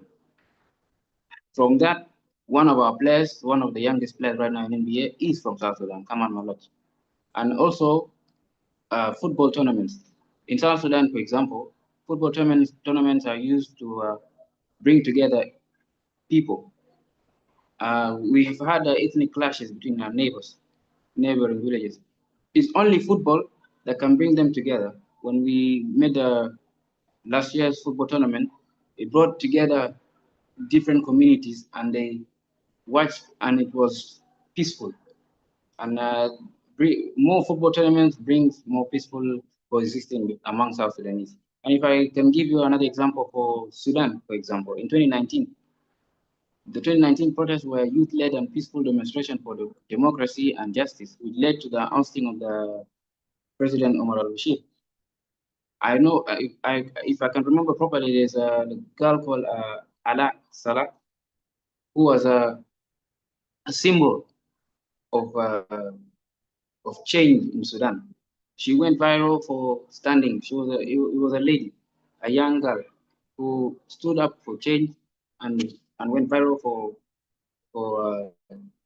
standing for the education. The role of UN in youth empowerment and South Sudan in Sudan. Support agriculture and agroforestry. For example, Gum Arabic. I apologize for not showing an image of what Gum Arabic is. Gum Arabic projects to create jobs and food security. Gum Arabic belt falls in South Sudan and Sudan. It's in this region where 80% of the world's gum is produced. Employing youth and women in this sector will not only create jobs, but serve the world's vital demand for its natural products. Gum Arabic, 80% of it is in Sudan. And this is a very, very, very important natural organic produce that is found in only South Sudan and Sudan, and the rest of the 20% in other parts of Africa. However, this Gum Arabic has not been tapped. Its full potential has not been touched. For example, if we use youth to come in and tape, collect, clean, package, and export this essential product to the rest of the world where it's needed, we can transform communities. They can afford food, and they'll get jobs and food security. Investing in youth education and vocational trainings keep youth busy from getting involved in gang activities. Investing in vocational trainings and youth will instill in these youth skills that they will use to go look for money or look for a way to live, which will keep them busy from gang activities. Fund scholarship for displaced students. Many of the students who are displaced in different areas right now still wish to continue their education. If we could fund them with scholarships, or take them, or find a way of educating them, it will create change in our societies. Allow youth participation in politics. Inclusion, youth inclusive, including youth in politics is very important, as they can drive change. Establish leadership and mentorship programs, collaboration with NGOs and governments. Expected impact. It will restore hope, purpose, and increase community instability, reduce unemployment and migration pressures.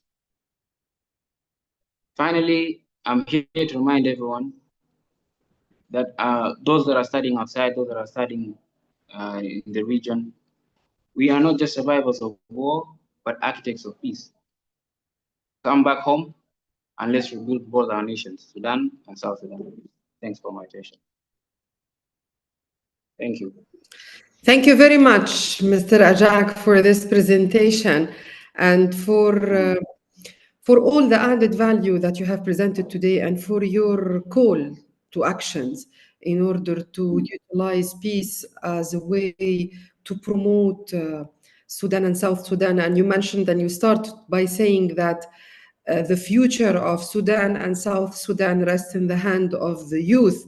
And I can say that the future of any country rests in the hand of youth, because you are the future and you are, let's say, the catalyst of all growth and development. Thank you very much, Ajak, for your presentation. for your call to action to your country. And we hope to see in the future youth like you also contributing and participating to promote their cities and their countries. We will move on now to another presentation. Also another story, nice story to hear from Yaman El-Amir, if I pronounced the name correctly. So, achieving the unachievable. Here we have another story coming from Sudan as well, Sudanese, but from the engineering perspective, which is at MIT. If you are ready, please, the floor is yours. Share your presentation, and we are all here eager to hear your story. Thank you. Can you guys see my screen? We can see, Yaman, your screen. Just make it as a full screen. And then you will have 10 to 12 to 15 minutes, to share with us your story about achieving the unachievable. It's a very nice title. Looking forward to hear the content. Wait, let me the screen.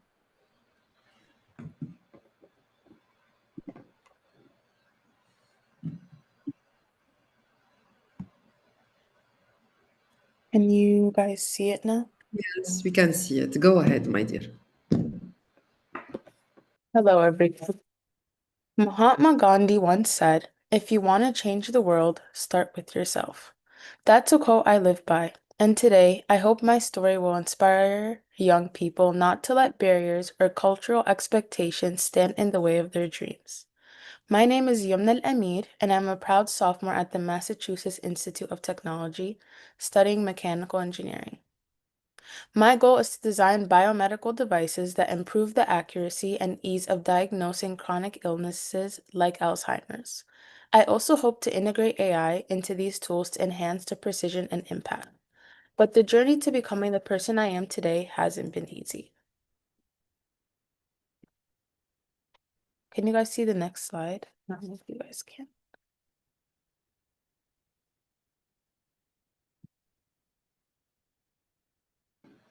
We cannot see, still at the cover page.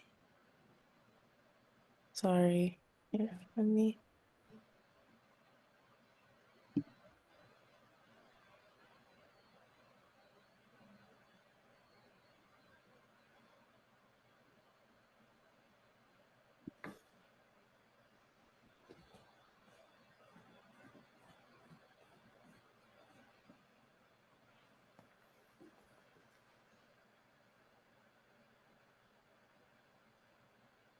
Can you guys, can you see the second Yes. page now? Okay. We can see it now. Okay, sorry.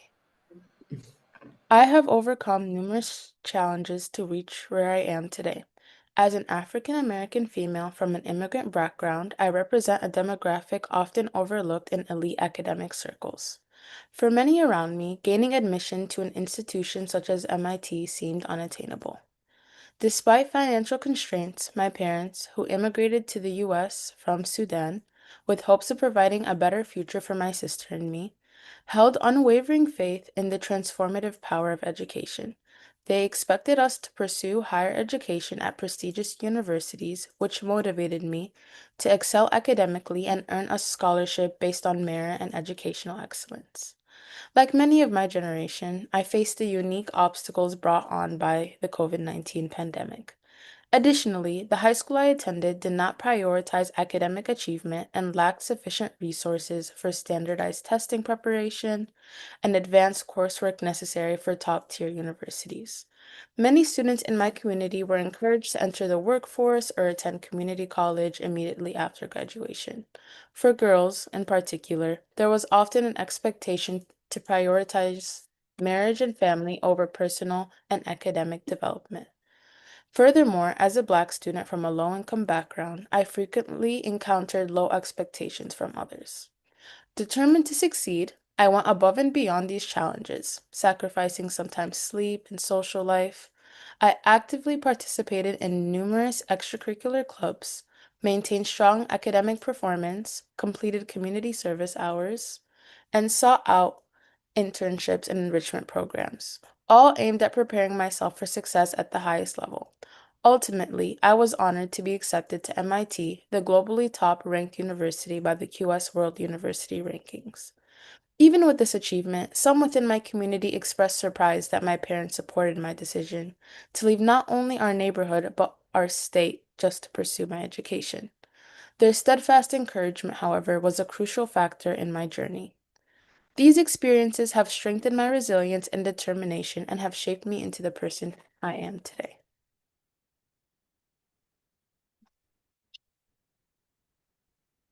I think I have to leave every single time I go to the next slide.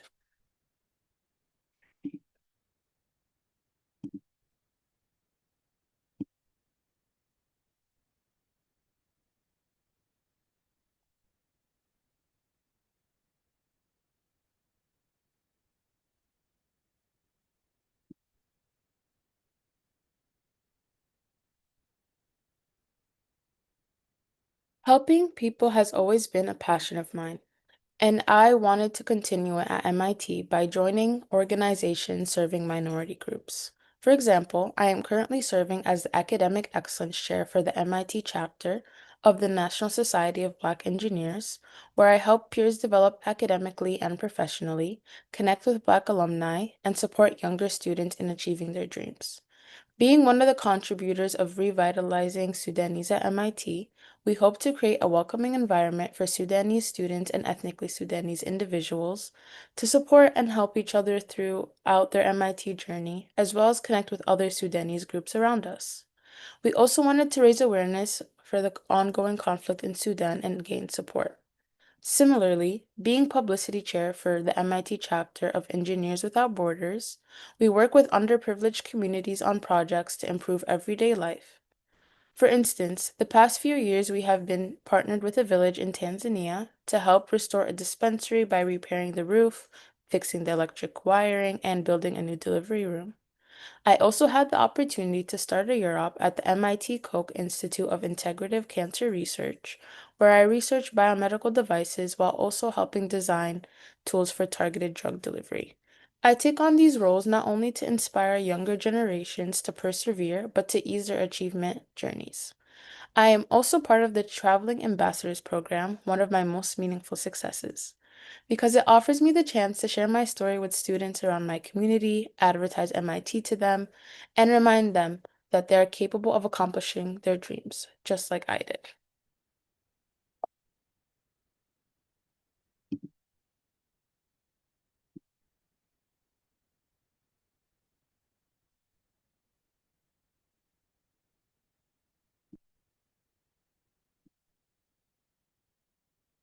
Goal 4 of the United Nations Sustainable Development Goals is quality education.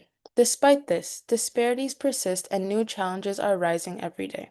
For example, according to the UNCF, only 57% of Black students in the US had access to a full range of college preparatory math and science courses, compared to the 71% of white students and the 81% of Asian American students. And following the US Supreme Court's decision to ban affirmative action, BBC News reports that the percentage of Black students admitted to MIT's class of 2028 dropped from 15% to just 5%. These statistics highlight a harsh reality. Unequal access to quality education continues to impact millions, both globally and in countries like the US. As leaders, global citizens, and especially as students, it is our responsibility to share our stories and support one another so that no one is left behind.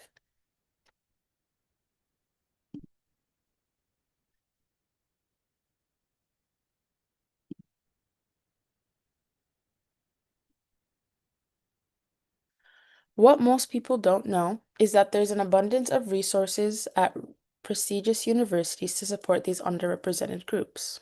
For instance, MIT has resources like the First Gen Low Income, Office of the First Year, and Undergraduate Advising Center, which are focused on helping students with navigating college life and achieving academic success while overcoming obstacles and challenges. These programs are more about giving people a fair chance no matter their background. MIT also offers academic help like the Physics Mentoring Program and the Talented Students Resource Room, which aim to help students excel in challenging classes and offer tutoring to these students. Studying at such a rigorous university may take a toll on students' mental health, so MIT offers support services to reassure students on their limitless potential.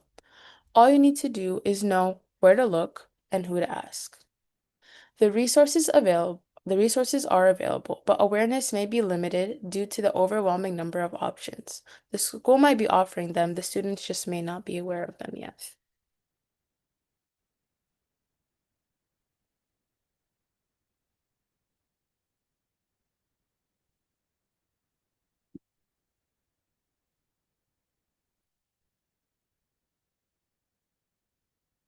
That's why I believe the way forward is to ensure that students have access to the right information when navigating higher education. To help expand access to quality education, I'm planning on working on these two key initiatives. One, to create like a digital platform, such as a website, to connect students globally, where they can share their stories, seek advice, and inspire others in under-resourced communities. Representation matters, and hearing from someone who looks like you or shares your background can be life-changing. The second one is launching a YouTube channel that helps students learn essential topics where they can explore all you should know guides on specific subjects, learn about important study techniques, and build confidence in their studies. Knowledge matters, and having accessible, relatable explanations can open doors to opportunities for students everywhere.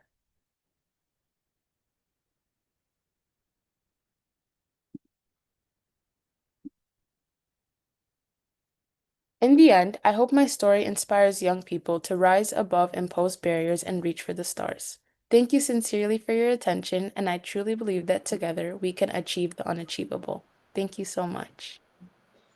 Thank you very much, Yaman, for this wonderful presentation. It's very inspiring, and I would like personally to congratulate you on your achievement at very young age. You managed to do a lot, and you are representing a very good example of young lady, Sudanese, based immigrant, based in United States, and affiliated to one of the top universities. We are very proud of you. And thank you for sharing this wonderful experience, very inspiring story, and looking forward to see more young ladies, young men to follow your story and to make an impact in not only in your life, but to make impact in others people's life. Wishing you all the best. Looking forward to see you more and more growing, having more impact and achieving all your dream and achieving the unachievable. Looking forward to see more things that you will achieve in the future and to see you again in Wasad. Thank you very much. And now we will move on to the next presentation. And I would like to invite our wonderful Janet to present and to share a good news for youth. Today we are celebrating youth as part of this International Day of Youth, and we are very glad and happy to announce the official launching of the World Journal of Youth and Sustainable Development. And I'm glad to have Janet with us today to talk about this added value and this new journal that would add a lot to youth and to this field, an important field of sustainability. Please, Janet, the floor is yours, and we are all eager to hear from you about this newborn, this new journal that certainly would add value to the field of research, particularly for youth and sustainability. Thank you, Anne. Good to see you. Good to see you, as always. I must have, I've got a dreadful echo. Hold on. Yes, please. I feel an absolute fraud. I am well past the days of my youth, but let's see how we go. Right. Try and share screen. Yes. That one. Okay. If you don't mind to make it on full screen. Don't be awkward. Come on, be nice. Right. Yes. Right. I must warn everybody first that I am well known for having absolutely dreadful computer problems when I'm trying to do one of these, so please bear with me. Hello, everybody. I've listened to some of these presentations as they've gone on, and I'm very envious of your youth. I'm envious of what you have laying before you. Would that the attitude towards youth was the same when I was your age, because I believe so much more could probably have been done. But hey, let's hope that things go forward, not backwards. So the World Association for Sustainable Development is launching a new journal, the World Journal of Youth and Sustainable Development. And as it shows, it is for, there we go, look, it's actually working. It's a new journal that aims to promote top quality international research about the role of youth in achieving sustainable development across the world. Youth are our future. We must not forget this. We are not going to be here. Nobody is going to be here forever. But we must ensure that young people are in a good position to be able to bring forward sustainable development and help the world survive, help us all to get there. The journal will focus on youth leadership, empowerment, particularly related to young people's issues in developing countries. We've heard here that developing countries are, they have more reaction to climate change, even though they are causing far less of it than those of us in the developed world. We must help them to deal with climate change, and we must help them to show us how to stop making climate change such a drastic problem across the whole world. I spoke too soon. Come on. So there is a vast untapped source of knowledge in the world, the young people, our youth. And I think far too often, not necessarily those of my generation, but the generation below me and maybe the generation below that, they look and they say, you're only 15, 16, 20. What do you know? And I think we must realize that they know far more than we give them credit for. And their knowledge, the youth's knowledge, young people's knowledge and roles are crucial for increased development. Whether intentional or unintentional, it is sometimes difficult for youths to be heard. As I said, we tend to say, you can't know, you're far too young. Well, they do know. We need to realize that. WJYSD aims to change that to be a new important source of information supplied by and for youths. It seems that any developments in the world do not advance the outcome for our young, environmentally, socially, or economically. We think we know what we're doing. In many cases we do, but we don't look beyond our ideas. We don't look to see how that is going to affect everybody, not just the people we're aiming the developments for. Youths are also important in advancing peace, unity, combating terrorism, the most serious threat to sustainable development across the world. Young people are mainly excluded from the peace process and conflict management, one of the most important aims of the UN's 17 SDGs. We need to listen to them. We must stop the child soldiers. We must stop involving them in war. It's awful. It's always the young that suffer. WJYSD will consider new perspectives about youth research. For the first time, it will put forward original, cutting-edge contributions related to research, teaching and understanding sustainable development, specifically from and towards youth's perspectives. So this must come not only from us in showing youth the way forward, the way that we think, but it must come from youths themselves. Our young people need to send in their papers. We need to have your views on the items that relate to everybody. So who will benefit? The journals are intended to benefit everyone: ordinary people, students, academics, policymakers, business, NGOs, governments, small businesses, large businesses, multinationals, the small corner shop, everybody. It will provide up-to-date and innovative evidence to enable a better understanding of the challenges facing young people across the world. We can see some of what is needed. We do not know everything that is needed. Youths must tell us what they need.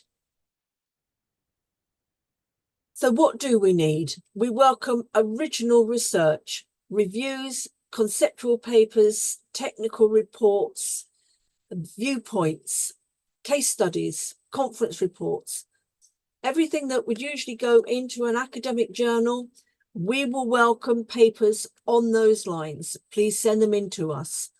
Any original paper that shows how the role of young people is progressing sustainable development.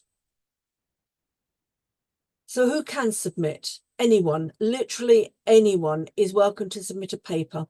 You do not need to be a university student. You do not need to be a university lecturer. You can be a high school student. If your paper is important, if it is written well, we will look at it, we will consider it for the journal. The only thing we would not accept, and it is so easy to uncover, do not plagiarize. Do not pick up somebody else's paper, say, look what I've written, and send it to us. We will find out. Please don't think that plagiarism can be hidden. It cannot. So subject coverage, and again, it's everything. It's economic, social, political institutions must be made aware to create an enabling environment for youth participation and empowerment. We aim to publish papers that elaborate on these themes, showing how young people's place in society and the world can be advanced. Again, we must listen. We must listen to what they want, to what they need, listen to their ideas. I've heard some wonderful ideas this morning. I wasn't here from the beginning. I was tied up in other things. But from what I've heard, there are so many ideas out there. Let's listen to them, please. In general, youth participation helps in accelerating resolution while ensuring that young people's rights are protected. Young people have the same rights as we do, and too often that is ignored. Again, it's the case of you're a young person, you don't have the same rights. Yes, they do. They have the right to live. Just let them live. We are hoping that all presenters today will allow us to publish their papers in the first issue of WJYSD. After that, any submissions should be made on the portal, and there's one or two URLs coming up within the next things, and this presentation will be available, or I can send the URLs to anybody if you wish. All papers for the journal will go through the same process. You submit your paper, it is looked at by the desk editor. If it is felt that it will fit within the journal's remit, which is available on the web pages, it will be sent out to reviewers. If it's acceptable, if the reviewers say it's okay, then it will be accepted by the journal and published in due course. Obviously, this all takes time. You can't submit tomorrow and think your paper is going to be published on Friday. I'm afraid it doesn't happen. So here are fuller details of the journals. As I say, this presentation will be available, or I can send these URLs to anybody who is interested in them. Please just let me know. The main points, the same as for all WASD papers, journal papers, conference papers. We must have a structured abstract. Details are within the guidelines. And we have a strict word limit of 5,000 words per paper, including the references. That is important. You can't write a wonderful paper of 5,000, then put another 2,000 in references. We will ask you to cut it down. As with all WAS journals, all published articles will be open access, and we do not charge for open access. There are APCs. Unfortunately, we are not in a position to be able to do something for nothing. And this will be sent to you when you submit your papers. It will be indexed and ranked by ABI Inform and Cabell's Directory of Publishing Opportunities, and we aim to have the journal accepted by Scopus as soon as possible. And that relies entirely on the quality of the papers published. So we aim for very high quality papers. And really, finally, so this is a very brief outline of our new journal. Please go to the web pages, read more in-depth information. And thank you very much for listening. I'm happy to answer any questions if anybody has any. Thank you. Thank you very much, Jeanette, for this great news, honestly, for all researchers, young people, those who are interested in research about sustainability and youth at the same time. I think will be a great opportunity for all of them to submit high quality paper, to get published and to be recognized as part of this international journal. Thank you very much for all the details that you have provided. And certainly for those who are interested, they can also get more details and guidelines through the different links that you have shared. And I'm sure that you and Dr. Professor Allam also will be sharing more details to those who are interested to publish in this wonderful added value to the list of journals that WASAD is really taking care of. And I would like to congratulate you on launching this new journal as part of this International Youth Day. After this fantastic day of a lot of papers, I believe that you all enjoyed the different sessions, starting from session 1 to now with this session 4, with all the paper presented with this, let's say, touch of youth around linking it to sustainability. It's time to have our closing remarks for today, and it gives me a great pleasure to invite Lina Alam to make the closing remarks for today, for this International Day for Youth. Please, Lina, the floor is yours if you are ready to make the closing remarks for today's session. Thank you. Good afternoon, everyone. That was truly an impressive lineup of speakers today. Thank you all for sticking around and giving us your energy from start to finish. I promise I will make being the last speaker worth it. And can I just say it's great to see some familiar faces, Dr. Angie, Janet, Lina. Okay, before I begin, I just want to take a moment to let this meeting actually sink in. All of us from different continents, cultures, backgrounds, united here today around one shared belief, that young people are not just the leaders of tomorrow, but leaders right now. When I was 7 years old, I had the privilege of speaking at the United Nations. I remember walking into that enormous hall full of government leaders, diplomats, experts, and not a single other young person in sight. I was literally the only one under 18 in the room. It was both empowering and honestly a little lonely. 6 years later, I returned to the United Nations, and this time I wasn't alone. I saw other young people, a handful, yes, but enough to know that change was happening. And today, standing here and looking out at all of you, young innovators, scientists, entrepreneurs, activists, creators, I see the result of that change accelerating. We are no longer the exception in these conversations, we are becoming the norm.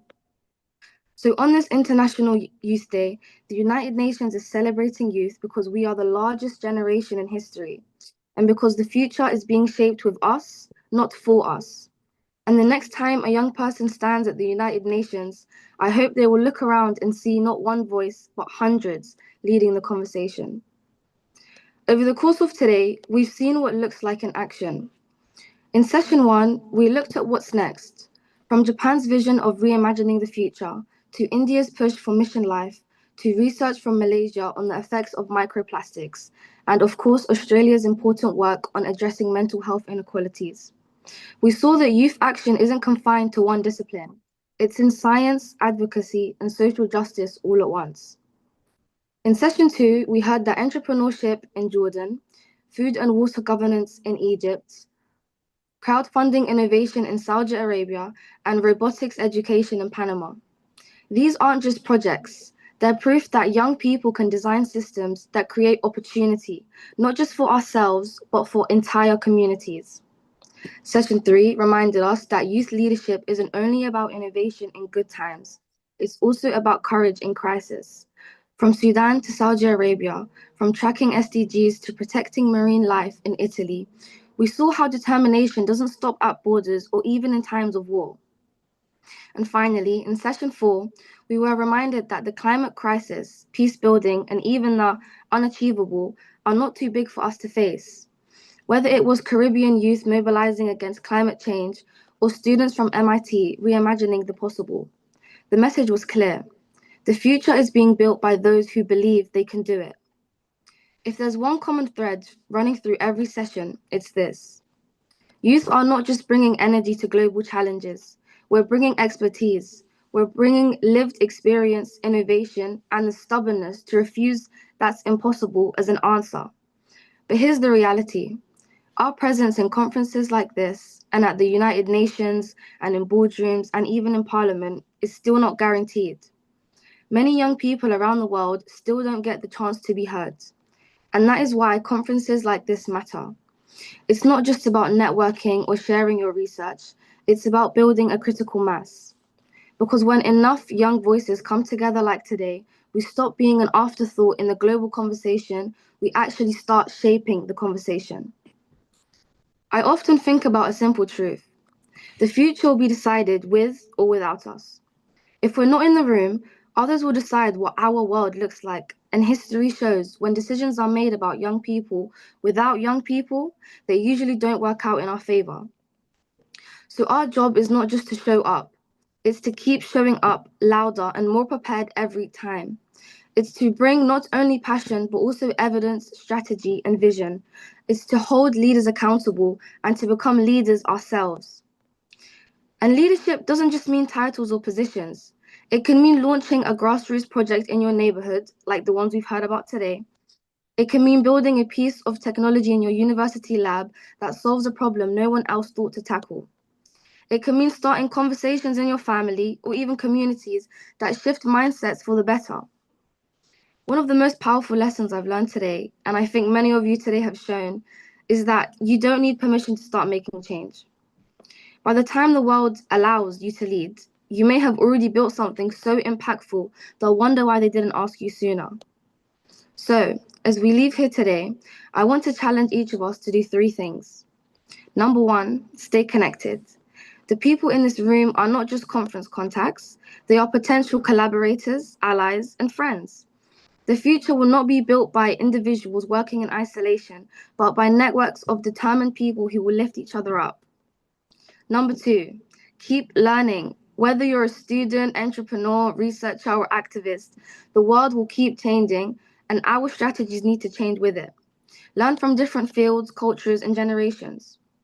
And lastly, my favorite one, be relentless. There will be days when progress feels painfully slow, but every policy shift, every technological breakthrough, every changed mind starts with people who refuse to give up. When I think about that 7-year-old me at the United Nations, feeling both proud and lonely, I compare it to today. I see hope, I feel hope, because I know what the next 7-year-old who speaks at the United Nations will look around and see dozens, maybe hundreds of other young people beside them. And maybe one day they won't even notice because it will be so normal for youth to be leading the conversation. That's the future we're building together. Not a future decided for us, but a future decided with us and often by us. And that brings me to what Janet has just shared, the official launch of the World Journal of Youth and Sustainable Development. This is not just another publication, it's a platform that carries our ideas to universities, governments, parliaments, and the highest institutions. So I strongly encourage every single one of you, take the insights you've learned today, you've shared today, the research, the projects, the visions, and write them into this journal. Why should we keep them only in this meeting when they could inspire policy, shape research agendas, and reach decision makers across the world. This is one of the most powerful ways to make sure our voices don't fade when the conference ends. Thank you for your voices, your vision, and your courage. Let's keep going, because the work we're doing now, it's not just shaping the future, it is the future. Thank you for listening. Thank you very much, Lena. Thank you very much for this wonderful concluding remarks, all the nice advices, recommendation that you have proposed, coming from a young lady, looking forward to see you a big leader one day. And I'm so glad to have all of you within this closing session. It was very inspiring. As you said, it's the starting point. I believe that today conference, it's not the end, it's the starting point. It's just the start for a nice and wonderful conversation that it has to be turned into a real impact that you, the young people, you can make in your community and in your environment respectively. You are the future, yes. And in order to shape the future, you have to start working from today. Invest in yourself, believe on yourself, stay committed, stay dedicated, determination. All these are keywords, and keep going. And you need to know how to make the impact by just, as I said, building your capabilities and your skills and being able to add value to whatever you are doing in your environment, in your community, in your life, in your school. I'm so happy to see all these young people today, each one from one part of the world, sharing very inspiring and wonderful stories. And hopefully that this is also inspired everyone. And looking forward to more contribution in the future. Thank you very much, Professor Allam. And I would like to invite you to conclude maybe today sessions. I was privileged, and thank you very much for giving me this privilege to be moderator of this final and last session of this international conference as part of the International Youth Day, with all the beautiful contributions from this early morning till now. Thank you very much, Dr. Angie. It was wonderful session, and thank you very much for your always wonderful way of managing, smoothing out the sessions. Thank you. I think it was fantastic day, really, from the start with the Japanese team. They were really very nice kickoff at the start.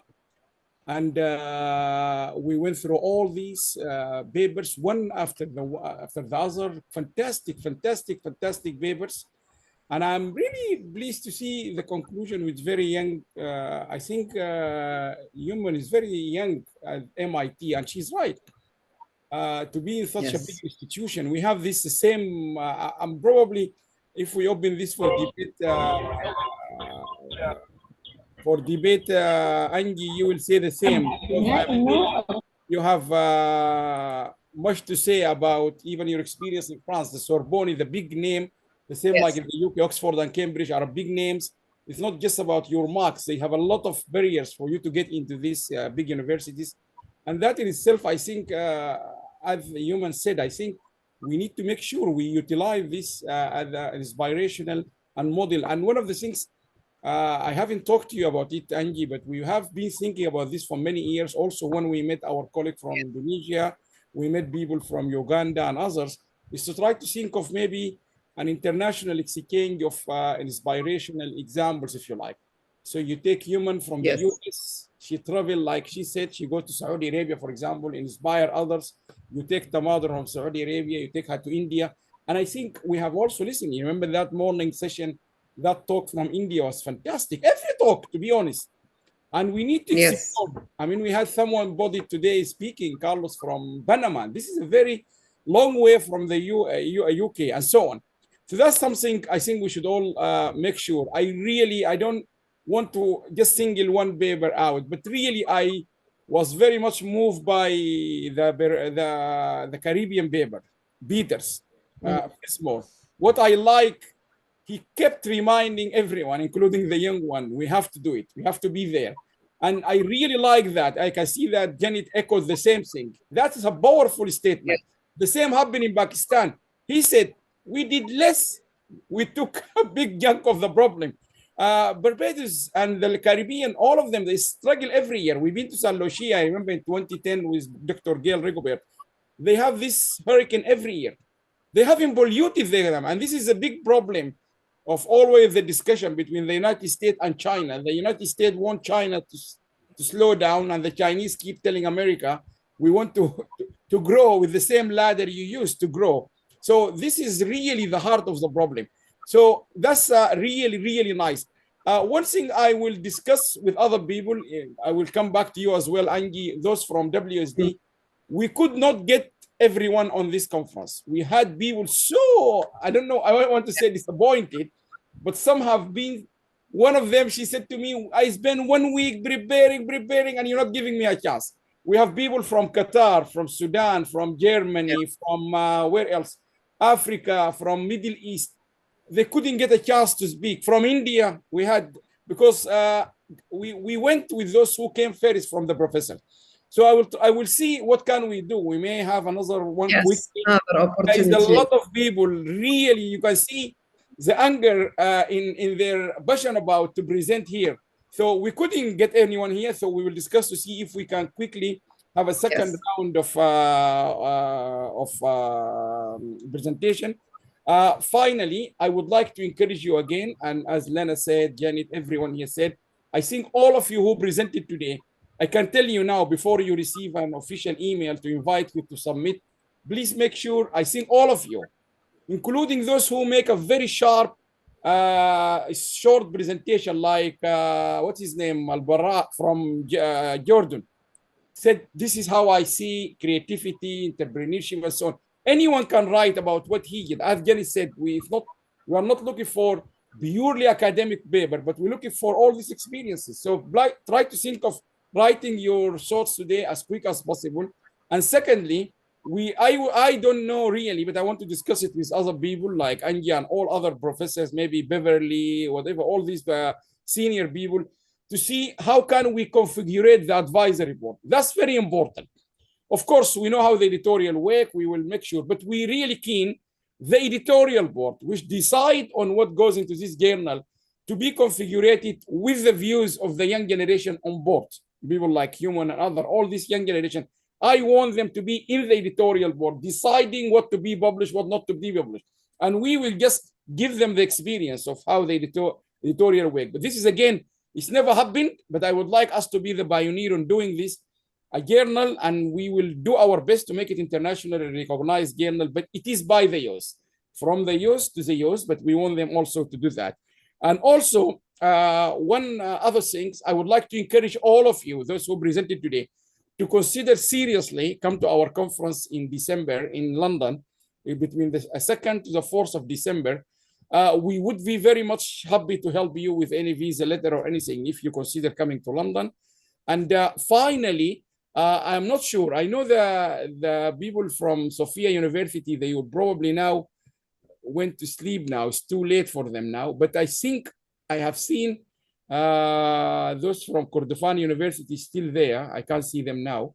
But we're really grateful for all those who joined us from all universities, those who joined us from all over the world.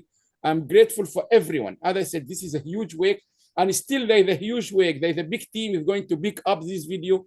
And we're very grateful to Henry, also student. Oh, I can see that. This from Dr. Amal. We can give you a very final, very brief word, because you've been following us with your students from a very harsh environment where you are. And we hope peace will prevail, not just in Sudan, but in Sudan, in Ukraine, in Palestine, and every other place. Yes, Doctor, we give you a very final word, Dr. Amal Khalil. Thank you, Prof. Alam. Yes, I have some comments from my student. Go ahead.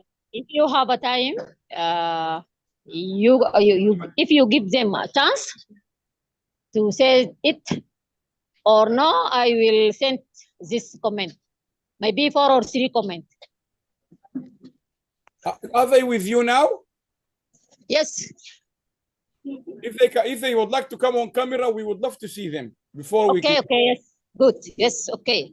From my phone, we say yes, sir. أنا حاطة الكاميرا.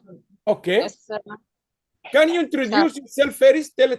I know where you are, but tell the rest of the world where are you now? Okay, okay, okay. Yes, yeah, I am Dr. Amar Khalil from University of Kordofan, from Sudan, Al City. And now I celebrate the Youth Day, International Youth Day, with my student. And now we attend this conference with about 45 youth. Now they have many comments. Yes, so I will begin with Athar. Hi everyone, I am Athar Usman. Thanks for giving me chance to talk. My question to Sir Hussein, the steps from 0 to 5 in your project, you mentioned that the goal of steps is not reports, but the execute. And the countries that have not reached the goal should be passed on the countries that have reached. Some countries do not have the components to reach the goals. How they pass it on countries have more and better components. And the second question, why peace is not the first goal in your project? Without peace, the rest of the goals is falling down. Interesting. Hello, hello everyone. I am Sousan Juma. Youth play a vital role in society, and with proper support, their impact can be powerful. Science Meet 2024, the Center of Peace and Development Studies has led students invited, providing strong community support. We are now focusing on the Green Youth Project to expand green. Cover for year, giving the several economic and client impact of war. The center launches invited the compact description before they become a crisis. Okay. In the name of Allah, the most gracious, most merciful, most compassionate. My name is Manan Musa. The Center for Peace and Development Studies is representing itself in a 21-day workshop titled Solution from Nature, which seeks to enhance the aesthetic appeal and greenery of Al-Ubaid city. The inventive involved planting ornamental and fruit trees in ocean and along the street, promoting a healthier environmental and community well-being. Thank you so much. Okay, Prof. Alam, thank you. Yes, this is our celebration. How far are you, Doctora, just for people to understand the geography, how far are you from the bombing? I mean, you've been in this war for 3 years now. How far are you from the bombing going on now in Sudan? How far are you? Yes. Yes, Prof. Alam, I can't hear You you are very very well. close. Yes, Prof. So maybe I have a technique. Okay, I think we're not them, but this is a university very close to the war zone. We have been discussing about how can we help universities in war zone. So I think we will bring it to a conclusion. If you would like, all of you, Sarah will give you a chance. Maybe we will communicate you with them to give them. I can also respond. Can we just take a group picture? All of you can take it, but if you can, we will give you maybe 1 or 2 minutes to come on camera. Anyone would like to come to the group picture, please show on camera, and then we will take the picture. Anyone would like to join this group picture? Quickly, please. Sharia, thank you very much. I know India is too late now, but really everyone commented on your presentation. Wonderful. Thank you very much, all of you. Ajak, thank you very much. Sarah, Tamadur, Human, I know it's too early in the US.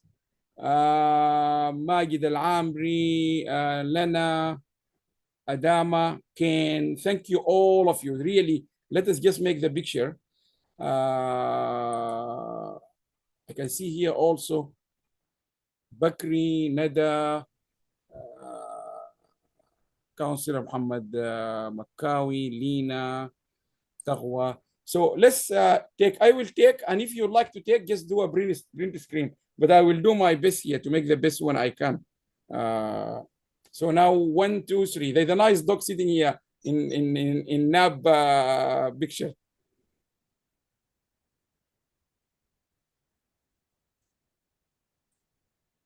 Okay, I have it. Thank you very much. So we will say goodbye. Thank you very much and enjoy your holiday, your summer. I know you're all in holiday, but we will come back. We will come back to you with the journal. I think there's a lot of fantastic work here. We will do our best. Our next event, I think, will be in September. And then in October, we are contributing to a major conference in Qasim in Saudi Arabia. Those who would like to meet us, a big 3 of us are going there. Dr. Petru Dimitriou, Professor Lisa from Finland. We're going to Saudi Arabia in October. I think November, I can't remember what we're doing in November, but December, definitely the major conference in London. And April next year, we're going to to Tokyo, to Japan, and hopefully we will meet all these nice people there. And then might be an easy option for people in Asia to meet them. We might be in the US in next month, September. I know MIT is very far human from New York, but we might be going there in the next month. Anyway, we will wish you all the best. Please stay in touch and please come forward if you would like to do anything. There's many things are happening. But what we are doing now is really making sure everything we do in the youth program is led by the youth for the youth, but we will just do our best to help you here from London. So from London, we'll say, what is it now? It's good afternoon. Those in other parts of the world, it's already very late, very early morning from the US and those people. So we'll see you again. All the best. Thank you very much. Has been a wonderful. Thank you so much. Thank you very much. I will just leave there. I will stop the recording, but I will leave you. I will unmute everyone. You can feel free to talk to anyone because we're going to stop the render. We will stop the recording.